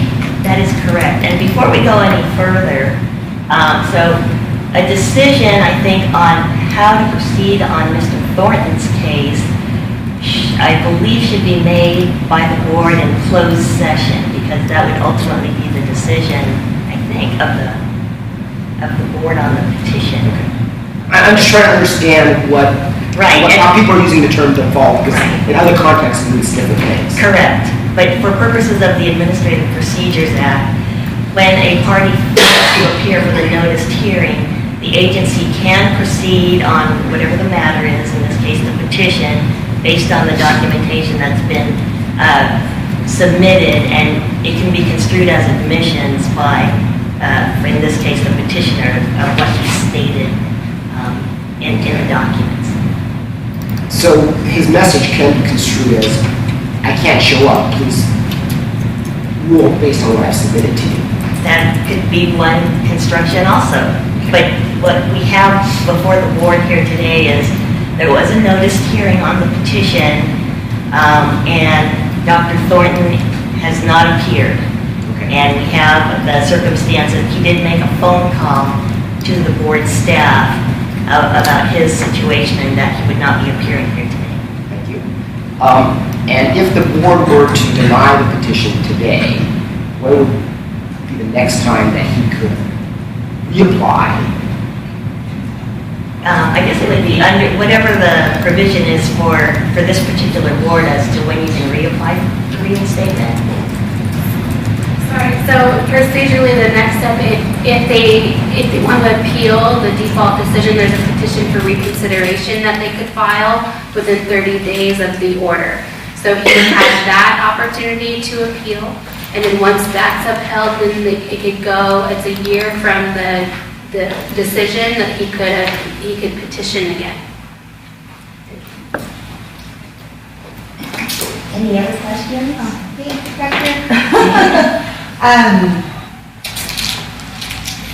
Ms. Michelin. Oh, no, I'm just thinking of how I'm going to exactly phrase this. So, He received notice, I mean, this publicly noticed 10 days, it's on the website, so he's known for quite a while that was supposed to have been here, correct? Yeah, he actually receives legal notice by certified mail, and that he received, well, it was served September 27th, so he received that at a reasonable time after. So just like many of us had to give up other commitments for our responsibility to be here today, it was his choice to not be here to defend or to ask for reconsideration on his probation and all that. I can tell you that he did have notice, and we know he had notice because he called about today's date. Yesterday. Correct. Okay, thank you. All right, then, and if there's no objection from any of the other of the board's executive officer or legal counsel, I think this matter will be taken under submission, and the board will decide what's going to happen with Dr. Thornton's petition in closed session.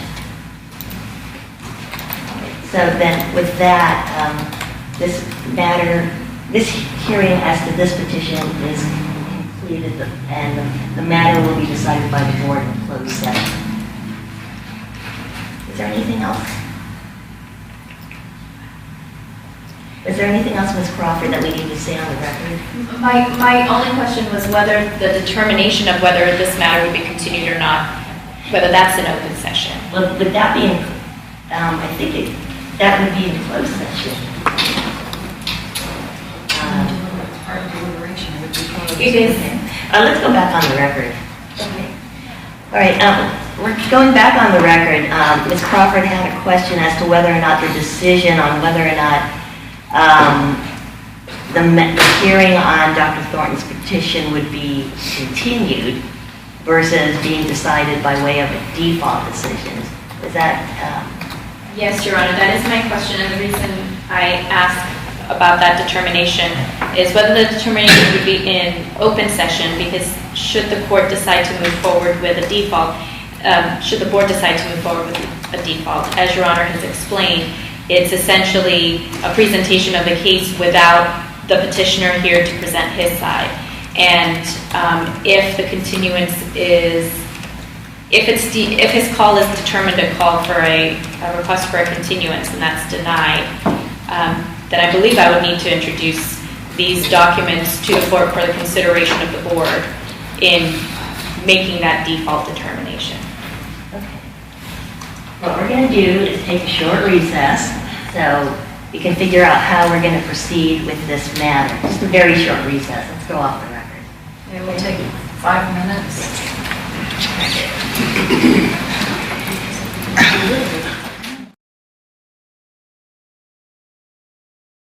Okay, I'll go ahead. We'll go back on the record.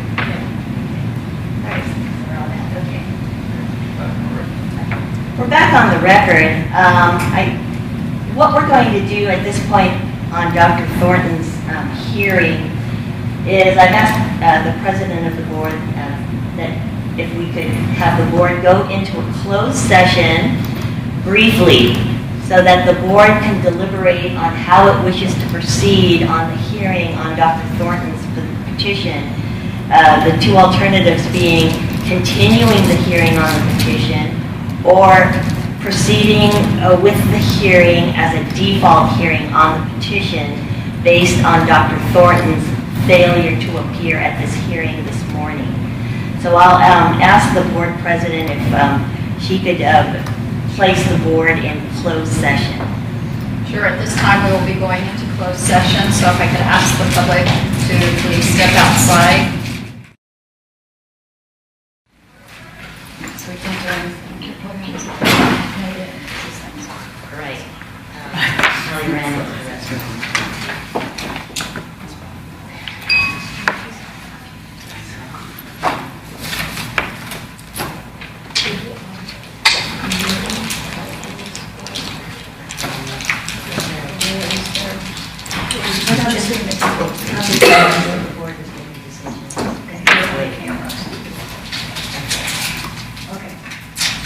It still says closed session?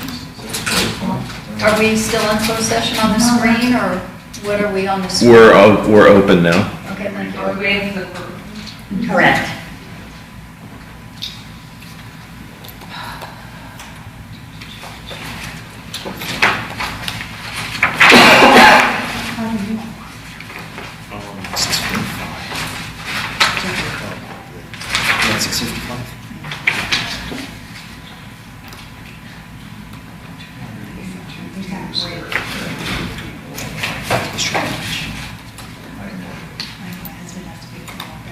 Just a reminder that everybody, the mics are open. Mics are currently open. You want me to take it to a break? Why don't we go to a break?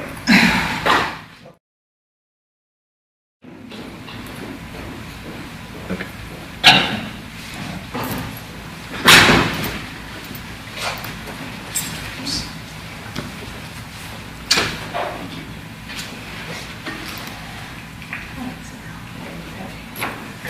All right, let's go back on the record.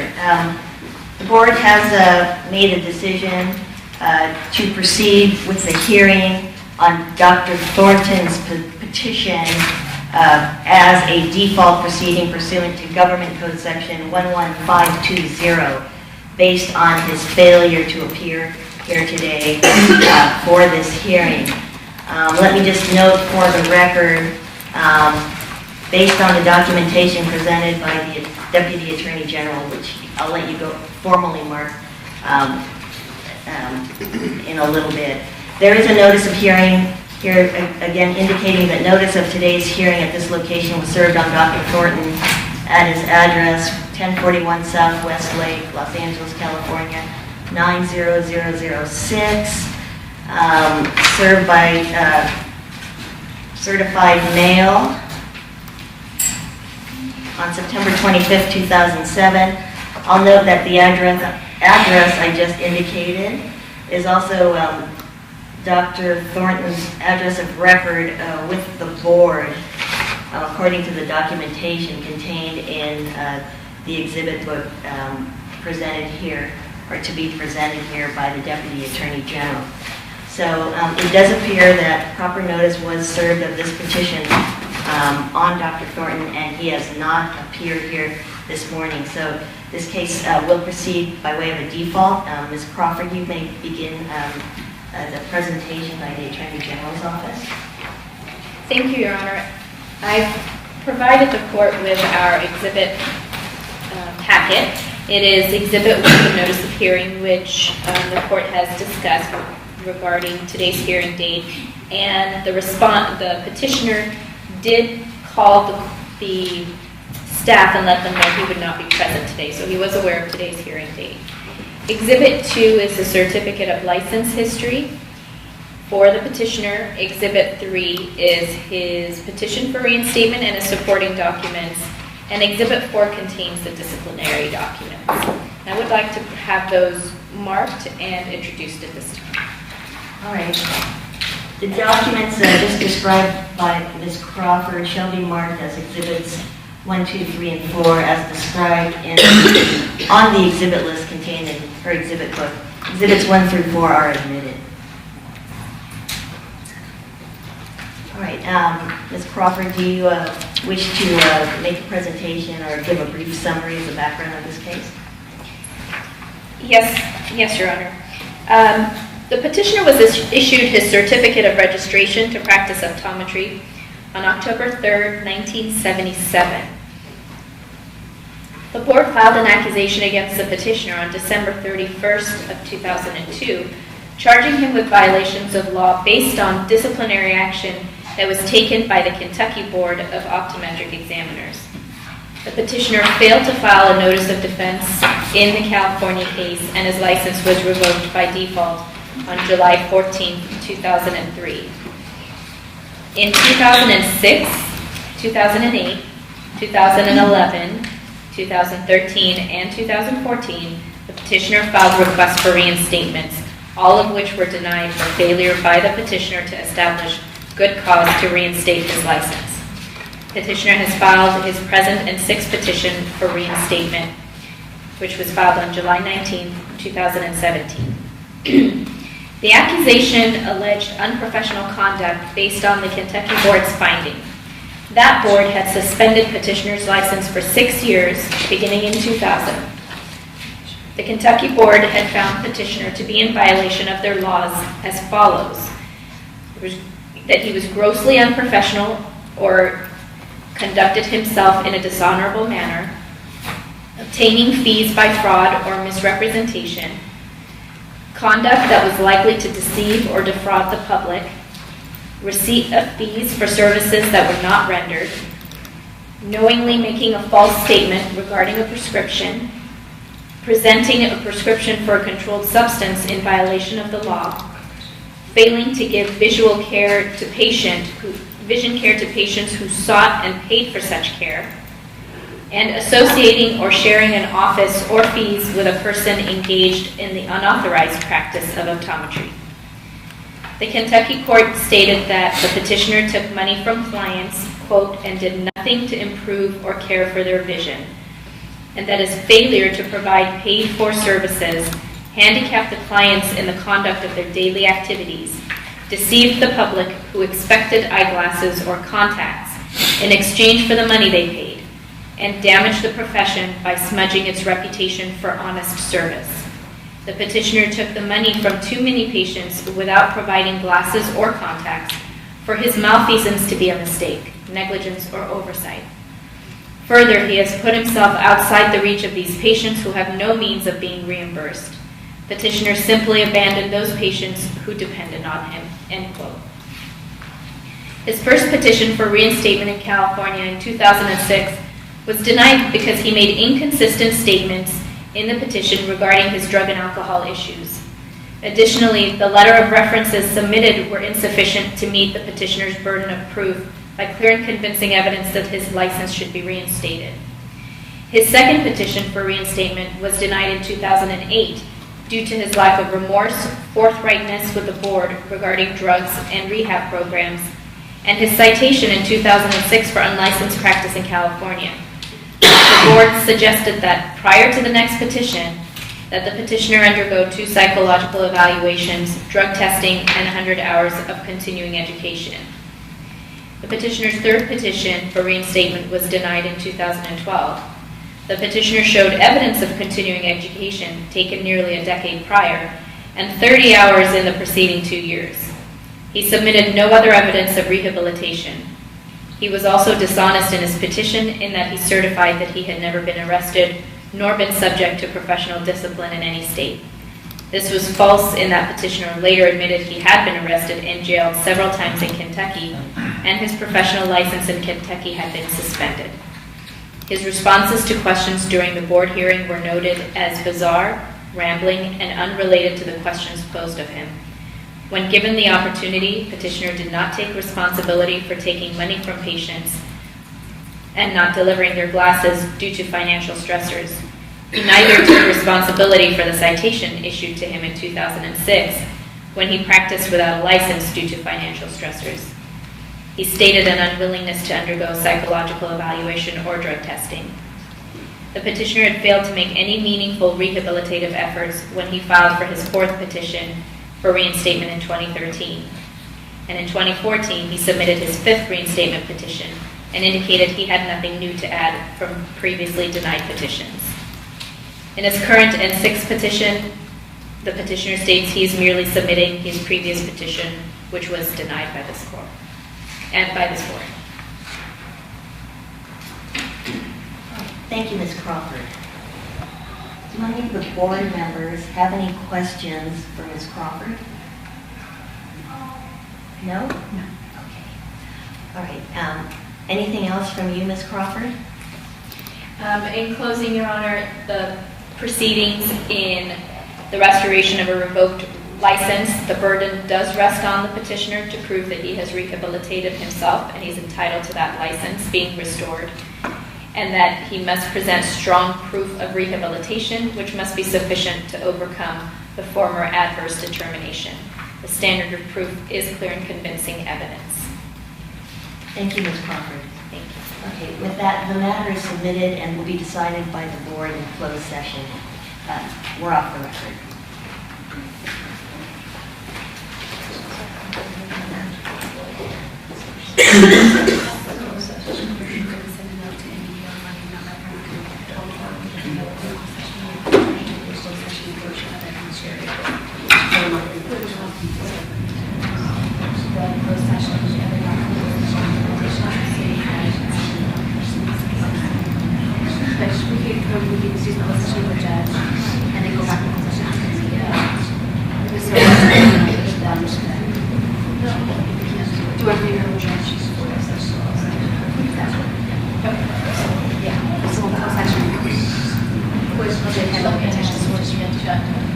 All right, the agenda is as follows. We're going to go ahead and go into closed session with the judge. Then we will come back for the presentation with NDEO due to the time zone change. And then have lunch before going back and finishing up closed sessions. How's that? So we're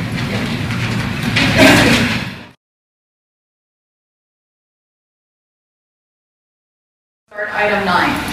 So why don't we go ahead and bring us, we're back in open session. Thank you all. Let's continue with our agenda. We're going to go to item 9, and once all the audio equipment is connected, we'll be skipping to agenda item 15, NBEO.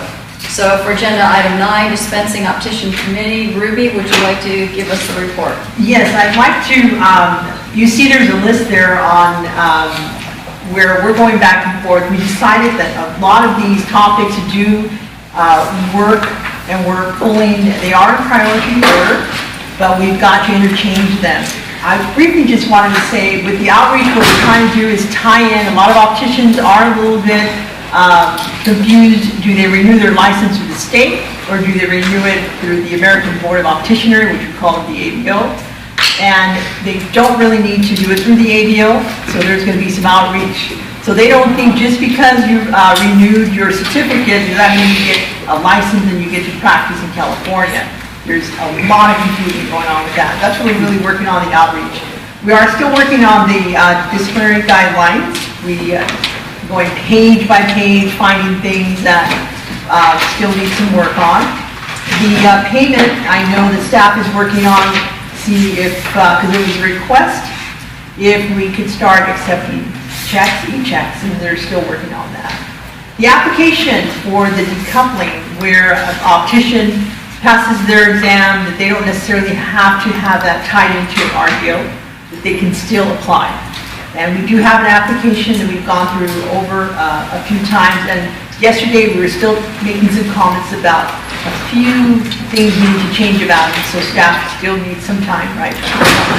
No, remember, so the recommendation from the committee was to review and improve the application, but they provided a couple additional edits to it. And do you have the additional edits that we're adding a box, point of contact for an individual to handle the applications? Right. So the statute requires a designated agent to be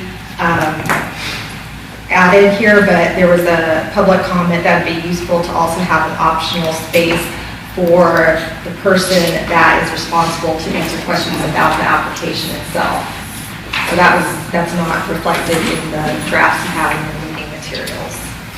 And then there was also a point there about the criminal record that we wanted to edit about the fine, where the applicant is not confused, that it says there, you're going to list whether you have a history of less than 300,000, the 300 mark. It's in the criminal record history. Right now, in the materials you have, it says you may omit traffic infractions with a baseline under 300 that do not involve alcohol, dangerous drugs, or controlled substances. The committee decided to edit that to say you may omit traffic infractions that do not involve alcohol, dangerous drugs, or controlled substances. So those are the two edits. Right. And then we're working with respect to the we're looking at the failing rate to the two examinations that are required so that an optician could be licensed in California. And we're looking into other providers. It's still a discussion, and we're hoping by January we'll be able to talk to both the ABO folks and to the new licensing providers, which their name is, I know there's their initials are. It's the equivalent of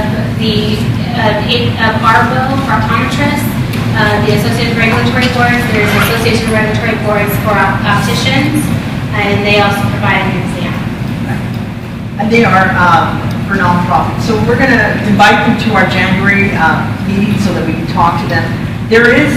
We're wanting to do a study specifically about the existing NCLE examination, because we feel that in practice a lot of opticians are not, it's not meaningful to their work the way that exam is structured. So we are going to do an occupational analysis, but not right away. It'll be like in July if we want that to happen.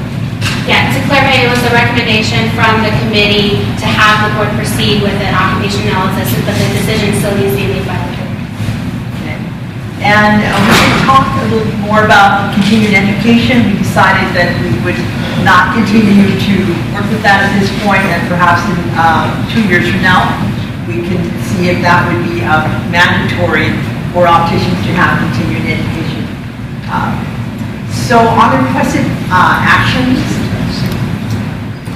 do we think we need to still have the board look at those under the disciplinary guidelines, although we're still working on it? Yeah, so not the disciplinary guidelines. The initial thought was that they would be ready, but after the last committee meeting, it was apparent that they're not ready yet to be considered. And so the committee is still working on those, so we don't need any action on the disciplinary guidelines. So the other action, though, is we would like the board to consider the applications and the proposed regulatory language that is drafted for consideration from the board. That's definitely want to get done if it's possible to do that. That's under requested action items under number 2.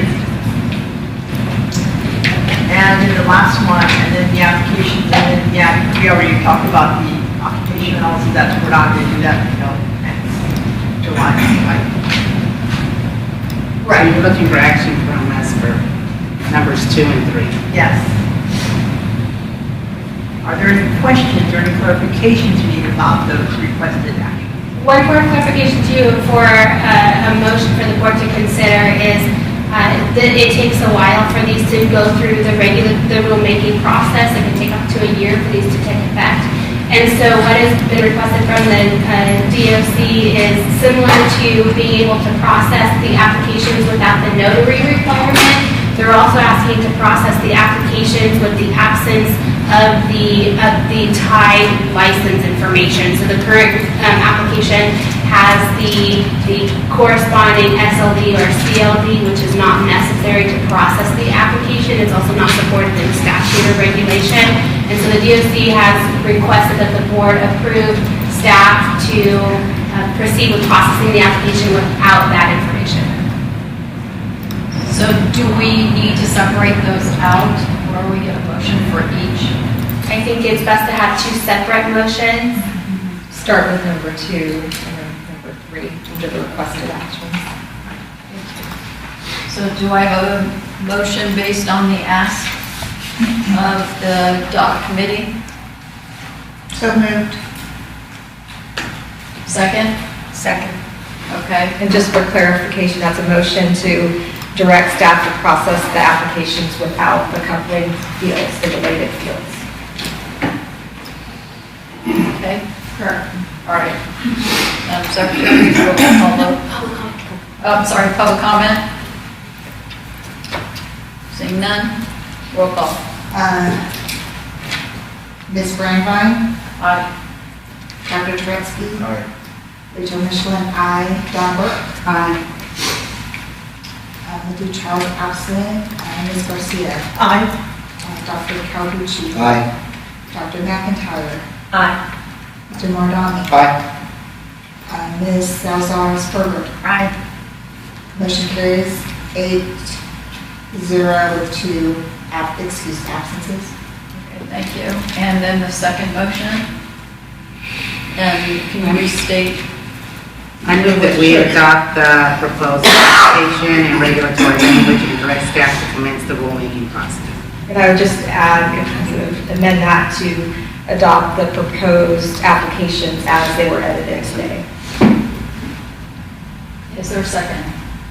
I second. Discussion on the board? Yes. So I am, so that I can understand what I'm voting on. This item 3, that's a regulation to do what again? That is to adopt the applications for RDOs and spectacle lens dispensers and contact lens dispensers that are in the materials, and direct staff to commence the rulemaking process to incorporate those applications as regulations. Okay, thank you. Okay, so any other comment from the board? Public comment? Yes? There was a public comment about having a signature to recall about the officers. Yes, there was. So the concern is the application requires signatures from the president and the secretary. The prior application that's not incorporated by any regulations left room for officers. However, that the requirement for signature from the president and the secretary is in statute. So to change that would require a statutory change. So I believe the industry is looking at maybe proposing some language to change that. So we'll be in meetings to discuss that further. Okay, thank you. Call for the vote. Ms. Rambo? Aye. Dr. Tretzky? Aye. Ms. Michelin? Aye. Ms. Burke? Aye. The Duchamp is absent. Ms. Garcia? Aye. Dr. Calucci? Aye. Dr. McIntyre? Aye. Mr. Mardami? Aye. Ms. Salazar-Silver? Aye. And Lillian Wong is absent. So it's 9-0, the 2 absences, and the first one was incorrect. It should have been 9-0, the 2 absences. I'm trying to understand my scribble. Both motions carry 9-0, 2 excused absences. You knew that. All right, thank you. And Ms. Garcia, is there anything else on Dom? That's it, thank you. All right. Are they ready now for the phone call? So we're going to pause on the committee reports and now go to item number 15, which is NBEO. Where we have a presentation and hopefully interactive conference call.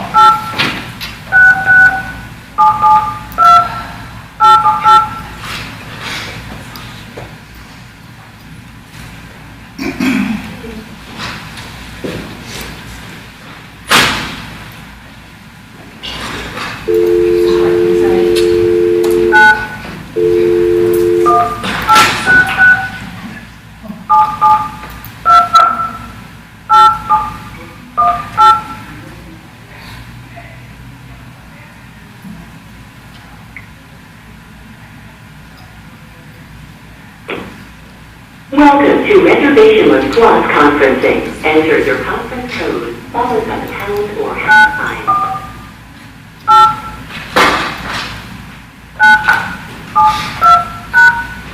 Thank you.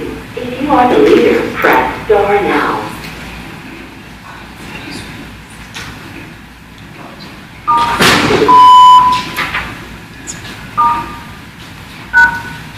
Thank you.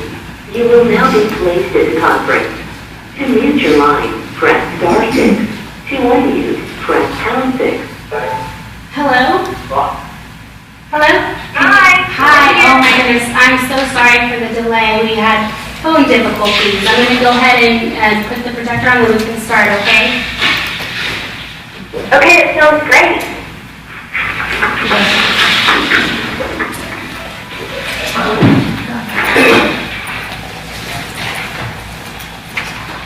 All right.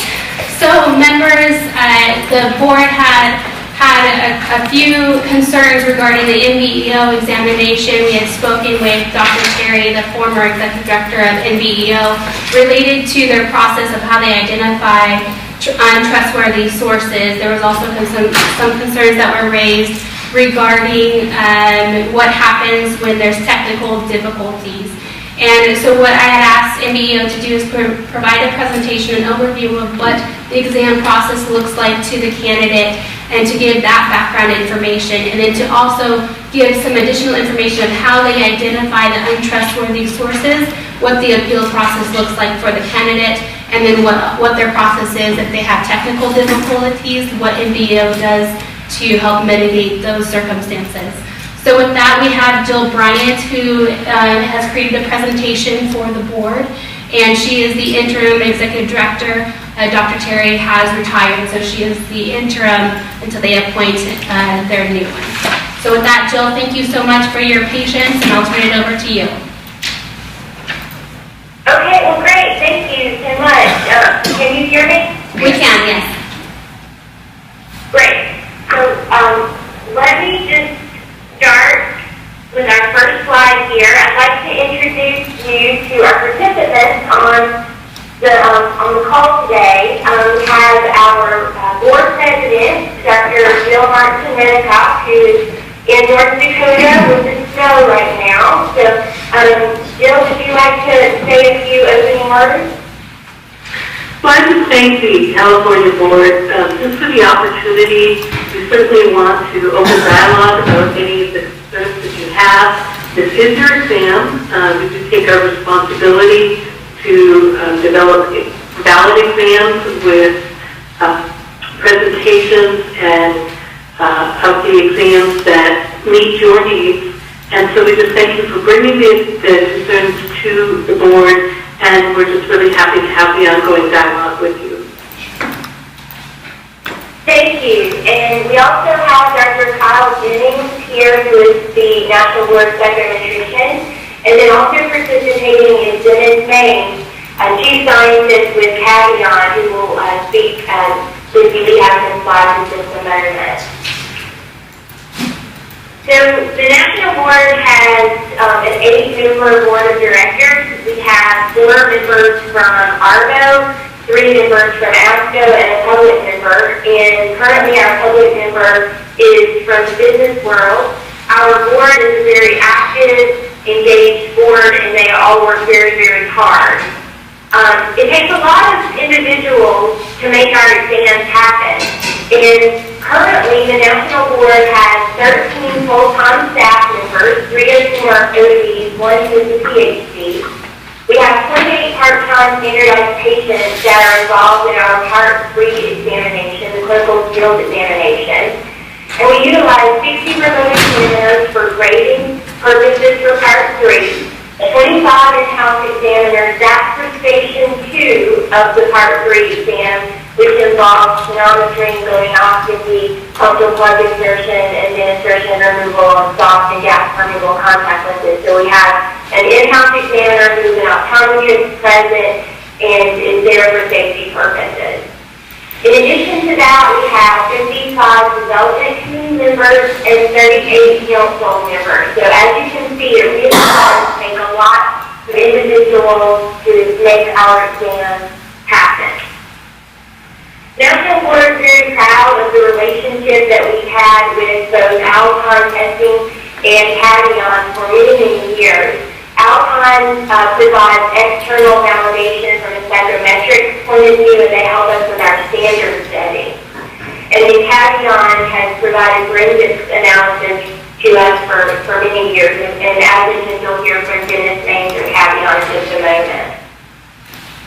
So we always like to start our presentations with a reflection back on our mission statement. And looking at the California State Board mission statement, we have a lot in common. So as the National Board, we're here to serve the public and the profession, and we do that by developing and administering scoring and reporting results of valid exams. And our purpose here, public protection, is very similar to your mission statement in protecting the health and safety of California consumers. So in thinking about our purpose and why it is that we do what we do every day, as mentioned, we're here to protect the public, but we do that as it relates to practitioners that are seeking licensure. And we have to ensure that those who are granted a license possess the knowledge, the clinical thinking, and the skills necessary for entry into the independent practice of optometry. So how do we achieve this? So we differentiate those that do from those that do not meet the level of a minimally qualified candidate. And we know that the National Board exams must be sufficiently demanding and rigorous to meet the good faith expectations of public protection in those that are being licensed. So to focus in more on our purpose, we really focus our attention on the required expertise of a newly licensed practitioner. And this may or may not include the knowledge taught in the colleges. So if there's ever a disconnect, then the focus really has to be on the requirements for a successful, competent practice into the field of optometry. And just as an exam overview, you're familiar with our Parts 1, 2, and 3 exams, which are our big exams. But we also have a laser and surgical procedures exam, which is under development. And then we have an online state law exam program that has been in existence for several years now. This is a photo of a Pearson VUE testing center. Had the opportunity to tour a Pearson center about 2 years ago, and I can tell you that Pearson takes a lot of measures to make sure that everything is very tightly managed and controlled. So as you know, both the Part 1 and Part 2 exams are given at Pearson VUE Center. Part 1 switched from a paper pencil exam to a computer-based exam beginning in March. And so it has now gone through 2 administrations at Pearson VUE Center. This is our National Center of Clinical Testing and Optometry located here in Charlotte. We love to have visitors from state boards. So we'd like to invite your board to visit us. We'd love to have you. We'd love to show you our testing center. Student eligibility requirements for National Board. Part 1 is offered at the earliest eligibility date is March of 3rd year, and then the non-targeted administration occurs in August. Our Part 2 exam is first offered in December of the 4th year of optometry school, and then a non-targeted is in April. And then the Part 3 exam begins its testing cycle on August 1st. So when students are in their 4th year of optometry school, they can go on our website and schedule at any time during that 4th year. So our testing cycle for Part 3 begins on August 1 and ends on July 31. Just a couple comments about our online state law exam program. This is here to assist any state board who's interested in using the National Board to administer their law exam. And there are currently 9 states that participate in this program. We have 3 online versions of it. So the formats are a remote open book online, which the majority of our participants use that format. We also have 2 states that ask their candidates to take the exam here in Charlotte in our computer-based testing room. So one is an in-house open book online, and then the other is in-house proctored closed book. And so we do provide that service as well. If there's any interest in learning more about the OSLI program, Whitney Foster is the manager for that. Whitney's email is on the screen.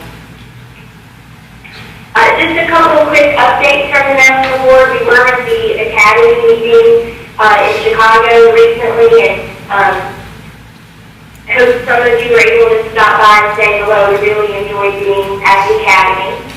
National Board just got back about 2 weeks ago from a trip to visit the National Board of Medical Examiners and the National Board of Osteopathic Medical Examiners up in Philadelphia. So we had a chance to talk with them, to compare notes, to see their testing center, and take home some information from both of those organizations, which was really beneficial for us.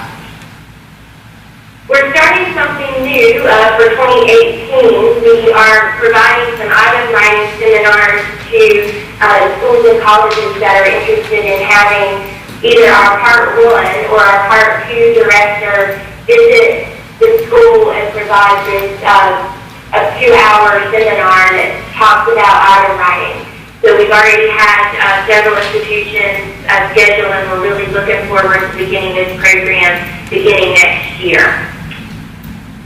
So I will turn over to Dr. Kyle Jennings, our psychonutrition, to talk with you a little bit about our test development process. All right, so I want to talk about, since we kind of discussed the exam, what goes into actually developing an exam. So for us, there's actually many steps that take place here. As you can see, it's not a linear process, it's a cycle that feeds into itself. And at the center of this process is this concept of validity. Okay, so validity refers to the degree to which evidence supports the interpretations of test scores for proposed uses of tests. So validity is therefore the most fundamental consideration in developing and evaluating tests. So perhaps the best way to think about validity is if I provided an exam to everyone today that was a math test. And once that math test was completed, I looked at those results, and from those results, I then determined how much knowledge everybody had on U.S. history. Okay? There's not a valid use of that test, so we can't really make any inferences about your knowledge on U.S. history based on how you perform on a math test. So for us at the NDEO, we're always checking the validity of our exams to make sure that we're actually measuring what we intend to, which is the ability of our candidates to be, actually perform optometry. So we're always constantly checking it. And as I go through these steps in the process of test development, you should be able to see how validity plays a key role in all of them. Okay. So the first major step is actually coming up with the design of the program or the purpose behind it. And we can think about that in two ways. So the first way is, what is the goal of the actual exam? Okay. So what's the purpose of the test? And so we think about it, is the test meant to determine whether someone's fit for licensure? Is it to determine if someone's certified to perform a certain task? Is it to test whether or not we gain the knowledge that was intended and pass the course?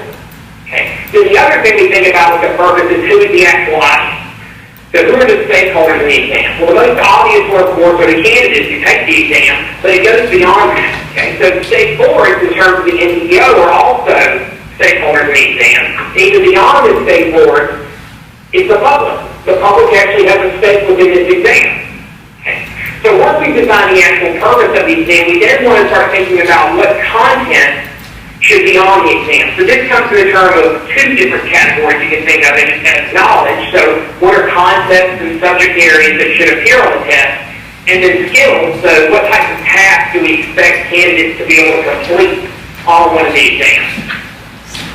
Okay. So once we determine the content and the task that we're actually measuring or intend to measure on the exam, we want to come up with a blueprint for how to build the test. Okay, so just like with a house, the blueprint is a plan for how the test to be built. And from that, we have to make sure we have the proper content. So we begin content development. We start making items and tasks that are going to fill out those different areas of part of the blueprint. Okay, and when doing that, these questions are written by item developers, these tasks are written by them, and then they're reviewed and revised. Okay? And then they're approved to see if we want to send them out for pre-testing so we can actually get statistics on them to make sure they are actually measuring and working the way that we intend. And then once we even have those statistics, it goes back to further review and revision. And this is done through our committees and council to our subject matter experts that are reviewing these items and tasks. And they may, determine an item needs to be revised a bit, or they may even say that it's not a question that we expect a minimally qualified candidate to be able to answer, so they reject it from the test altogether. But after we've done this, we come up with a bank of items or tasks that fit with the blueprint, so we can actually go about creating an actual test and getting these test scores. Okay. So once we have that bank of items, we take that blueprint, and our committees and council will come together and they will assist us in actually building a test that fits into that blueprint. Okay? So we use the blueprint to build the test, and then it goes beyond just content. We also think of it in terms of difficulty, okay, and other statistical characteristics to make sure that the test has a wide spread across that. We don't want a test that has all easy items, but at the same time we don't want a test that has all hard items. Okay? So it's a spread of these difficulties along with the content areas to make sure that blueprint is fulfilled. And then once we've created this operational test, we administer it. If we already have an appropriate benchmark or cut score, we use that to determine pass and fail. And if we don't, we would then conduct a standard thing where we determine that cut score with our minimally qualified, based on a minimally qualified candidate using subject matter experts to do that. And then even when we're done, you can think of the test as a living and breathing creature. Okay, you constantly have to nourish it and maintain that test validity to make sure it's actually still functioning the way it's intended. And we do this through several different processes. One of them is we do security analysis, which Dennis will talk about in a moment. We also look at constantly creating new items and tasks that actually follow the scope of practice and the changes that are taking place, and updating old ones. So if drugs go off the market, we don't want to ask questions about these drugs that are no longer being used. We also perform job task analysis to make sure that the content areas being covered up the test actually matches what practitioners are doing out there in the field. So we do that to get an idea and make sure that we're still aligned with those areas.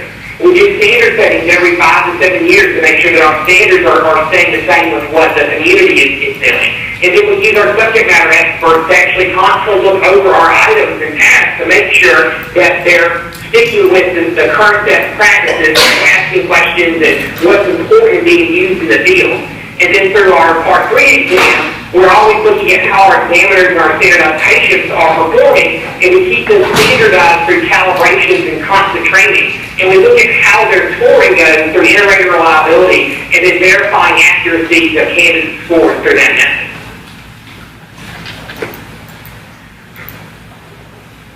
So this is on our website, and this is a copy of our computer-based testing policy. This is really our playbook. If there's any kind of issue, a natural disaster, a power outage, or some type of local emergency, this is our playbook of how to respond. We talked about National Board's responsibility to both the public and to the profession, but we can also talk about our responsibility to the candidates, and that is critical in that we report results of valid exams. And so with that statement, I'll turn it over to Dennis Maines to discuss his work with Cavion and the National Board, because it's through that statement, reporting results of valid exams, that we really find this relationship with Cavion to be critical. Thank you. My name is Dennis Maines. I'm Chief Scientist at Cavion. As we have been in business since 2003, our mission is to help clients protect and preserve the integrity of exams. We offer a lot of different services. I specifically work in the area of data forensics, so I'm not going to talk about these, but just so you're aware, the Cavion has been in the industry for quite a while, and we do a wide variety of things. Next slide. So, NPEO came to Cavion in the spring of 2009. There's been a breach. Some of the exam content has been disclosed, and Dr. Terry at the time was very concerned just how widespread this breach possibly was, and just what the total impact was, whether or not, what they might have to do as a result. So we analyzed the data. Fortunately, the breach was not widespread, but it highlighted the vulnerability of this kind of thing happening. Since that time, the National Board has continued to use Cavion to analyze primarily the Part 1 exam. Part 2 exam, we began analysis in 2015. Because of the structure of that exam, the way it's built around cases, we have what we call, we don't have independence in the cases and the items. We had to do some special handling for that. Once we did that, we began analyzing the Part 2 exams.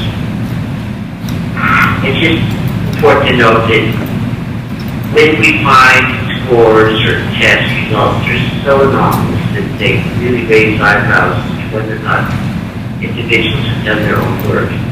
Then the National Board has instituted a validation policy. There are appeals, there are several procedures that are followed, and depending upon the pattern of anomalies that are found in the data and other information that is discovered, the additional sanctions data occur besides score validation. Of course, that's something we, that's as national board follows its policies and procedures. Next slide. So data forensics, which is what I do, we usually use it for monitoring. That is, we don't really have or suspect we have an issue. It's like out here where I live in the West, Utah. You have fire spotters, or we used to. People that watch for smoke in the national forest, or putting out radar control signs, right? Monitoring the traffic. That's all you're doing. Just do we see evidence of potential issues? If so, we should get on top of them. So we also use data forensics to go deeper into potential breaches, to see if we can draw any information from the data that can be used to help guide investigations or create investigations or other things. So these two main things, primarily the National Board has used data forensics for monitoring, and in a few specific cases, the data are put together to help support inferences and support action. Next slide. So this is just kind of a way to think about this. So what if you return home from vacation and the door was open in your house, contents were strewn around, valuables from this, what would you think? Well, you know, maybe the neighbor children came into the house and they just kind of bargained, they took some things. But maybe you were burglarized. So this is an anomalous event. That's what we're looking for, anomalies. Not necessarily looking for, wow, you know, to accuse people of doing bad things. Just do we have things that should be investigated or followed up. And whenever we find, we want to make sure that the trends that might be present are consistent in the data with what we observe. And inferences about things, because we don't have direct evidence, right? We don't actually see people copying answers or see people memorizing questions and sharing questions. But we make inferences from the data about what potentially has happened that requires follow-up. Next slide. So, for detecting invalid scores or potentially invalid scores, these are the kinds of things we do. There are other things also. So we look at similar responses with another test data. Take that person's response tree, compare it with every other person who took the test, and then determine whether or not any of them are more similar than you would expect to happen through normal testing. Just some similarity will be present. And our models take that into account. So we're looking for what would be excessively similar. We also look at data for each administration, from prior administrations, looking for evidence of unusual gains or drops. We hope the candidates gain, that they improve. But if it's a really high gain, higher than statistically we would expect to see, then perhaps that should be looked at. We also look at the computers, at how fast or how quickly the questions are answered. And our research indicates that people don't speed read through tests too very well. They actually read this technical area at a very lower rate than what you would read at, like if you're reading a college textbook or something like that. So if we see speed reading and people passing the test, we start to wonder. This next bullet, using a flawed answer key. We have found on the internet actual live content of exams. Not for the national board exams, but other programs. And often what happens when people steal the exams and post them on the internet, they don't have an answer keys. They will estimate or impute an answer key, and there will be errors. We take advantage of those errors to find out who is using that content. And answer changes have been used a lot in education. So It's not something that we see happening with a lot of other programs, but we definitely do that analysis. And we also look at retake policy for the exam. If you have to wait 3 months before you retest, you want to make sure you wait 3 months. The national board, again, that's not as big of an issue as the retake policy. It's fine. So these are grades, flag grades for Part 1 since May 2010. Each data point on this chart is an administration. So in general, the highest rate that we saw flagging was this grade in 2013, about 1% of all of the exams that were flagged. But they have been flagging early on about 0.5%. Lately they were higher. And then you see recently this year, beginning in spring 2017, the National Board of Administrative Tests and Education Professional Centers on Computers, CBT is computer-based testing. We've, in that time, we've not flagged any candidates with similarity, which is significant that we were flagging, and now we're not flagging at all. I find it to be very illuminating. And there's a lot of reasons for this. One is it's a lot harder to copy answers from someone when you're sitting, even if you're sitting side by side with them, and to actually see them enter the answer on the computer and then record that and do it yourself will be very hard. Another thing is, so in order to do this kind of solution to the computer, they probably need to use a cell phone. And, you know, Pearson Professional Centers, they're very careful about disallowing those kind of electronic devices into the centers. So it's good. This is really good news. Next slide. But I think it's important to realize that even though we have good news with computer-based testing, it does not eliminate security issues. The main issue in 2010 that affected the Part 1 exam was acceptance questions and sharing of those questions. It's not collusion while people took the exams. That threat still exists. Threats of computer-based tests are different from those of paper and pencil. You can't prevent pre-knowledge. If candidates are able to get the content, recall the content, use cameras to steal the content, and have pre-knowledge, you cannot know what's in their head that they had pre-knowledge. And what we've noticed is when you tighten test security, those who are determined to cheat will become more innovative. They can bribe test center employees, so they can bring a friend with them, they don't take the test. Or they can employ the use of surrogate test takers, somebody to take the test for them. Next slide. So, about 1.5 years ago, we did an analysis. We compared CBT, paper and pencil. We looked at threat categories. And nearly all of the threat categories that are present with the paper and pencil exam were also present with computer-based testing. Now, the likelihood of those occurring changes because of the nature of the media, the nature of the security, but they're still present. Okay, next slide.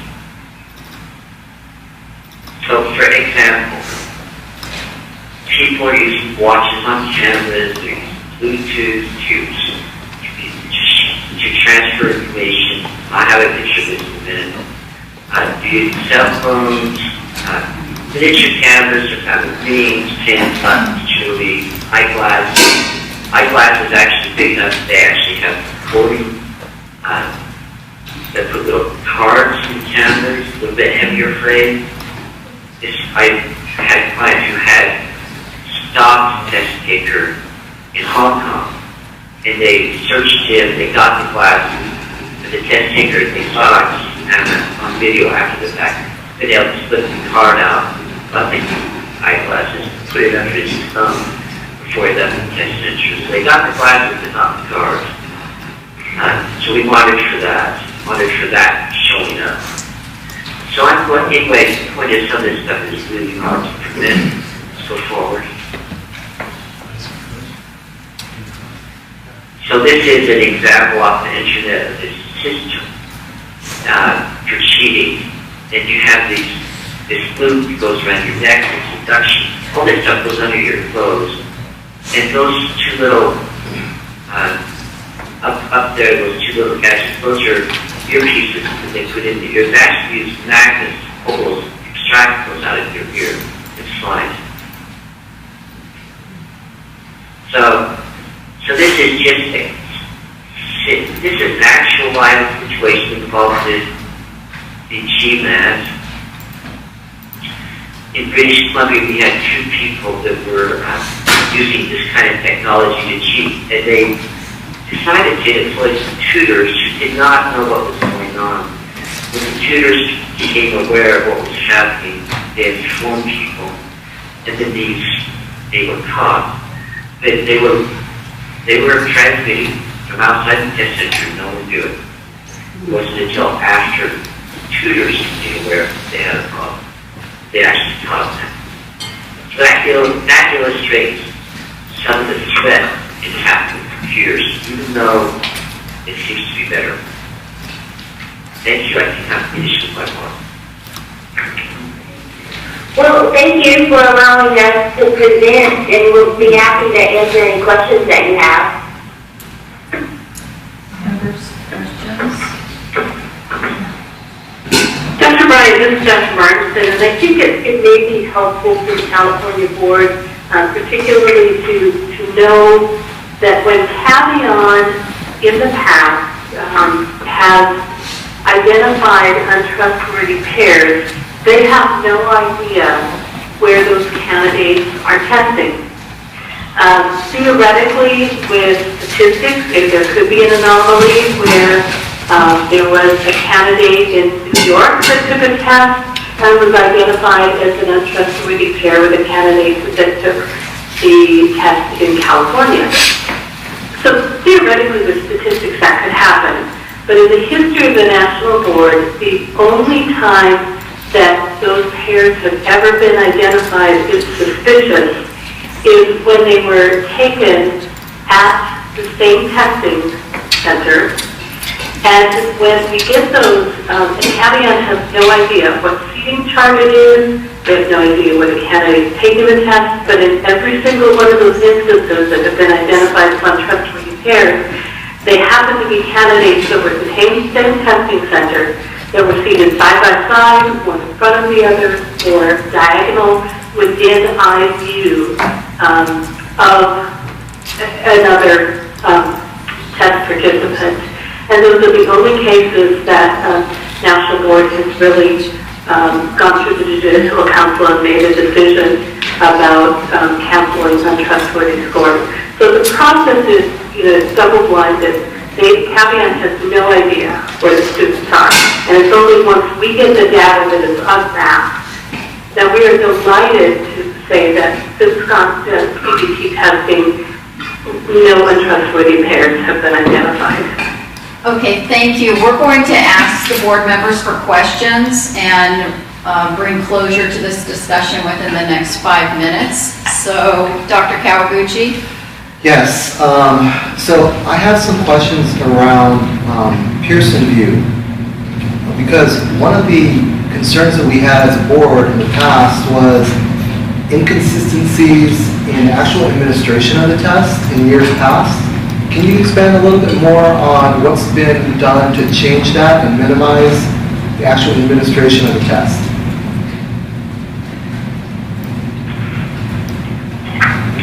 We were having a little bit of difficulty hearing you, but if I could just repeat what I think was your question, was related to technical difficulties at Pearson View and what we have done to ensure the future and the risk of that happening. Is that correct? That's correct.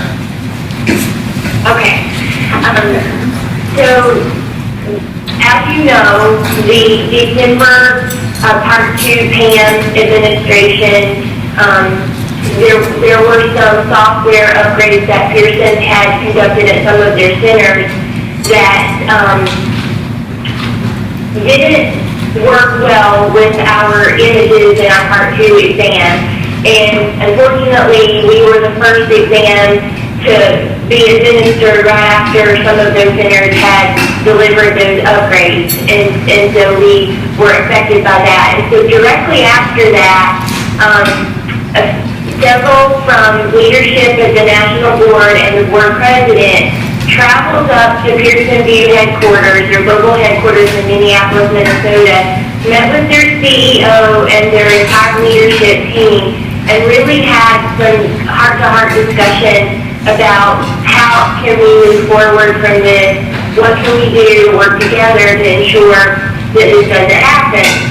And so from that, we had a lot of good conversation. We developed our computer-based testing policy, and we have worked with them regarding the QA process. We've made some changes internally in terms of our timeline and when we give information to Pearson. And we have daily conversations with Pearson. And so we really made every effort. As you know, we're using technology, and so can you 100% guarantee that there's not going to be an issue? You can't. But we are certainly doing everything within our power to try to minimize any risk. Are there any backup plans to technology if the issue comes up during the test?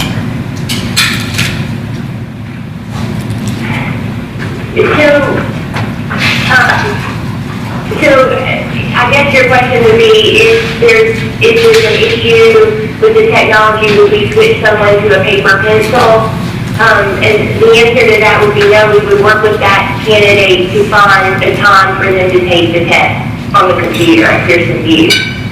But we have entirely switched Part 1 and Part 2 to computer-based now. Is that information that can be provided to us if there are inconsistencies like that, so that we know that those things are going on? I'm sorry, I couldn't understand that question. I'll move it more. Sorry, I'm moving closer. As we move forward in our relationship, is it possible for us to have reports from you after test administration so that we're really aware of any potential inconsistencies, whether there were none, those types of things? Well, so I guess I want to make sure I understand what you're asking for. So I can tell you what we get from Pearson. So after there is an examination, at every Pearson center, they have to tell us of any kind of anomalies that take place. Now, those anomalies just aren't something on Pearson's end. It might be an anomaly such as this candidate had to go to the bathroom 20 times. You know, we can't tell them you can't go to the bathroom 20 times if you need to go. But Pearson alerts us of those types of anomalies. So I guess my question is that are you asking if there's like a report we can supply that lets you know whether or not Pearson said, hey, in this testing center there was a type of anomaly, maybe a power outage or something that occurred? Yes, more of a general report, not so specific, but we're looking more for a general feedback about how the tests are going, because in the past what ended up happening is it was brought to our attention that there was some inconsistencies in the technology, not from you, but from applicants as well as schools of optometry. And I don't think that's the correct line of communication. It should have been something that we weren't already aware of, and so that when it came to us, we were already aware of it.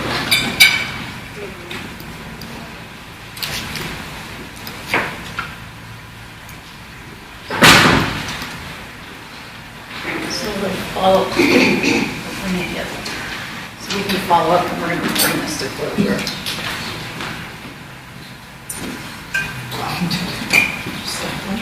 Yeah. So we ask that you provide a response in writing through Jessica Sieferman relative to Dr. Kawaguchi's question, and if we have more questions, we will send them to you through Jessica. And yes, in writing, we'll follow up. Thank you for your time and for the presentation. Any closing questions from board members? No? Okay. We'll give thought to your presentation. Thank you again. If you can send a copy of it to Jessica, we'd appreciate it. Thank you. Okay, thank you. Bye-bye.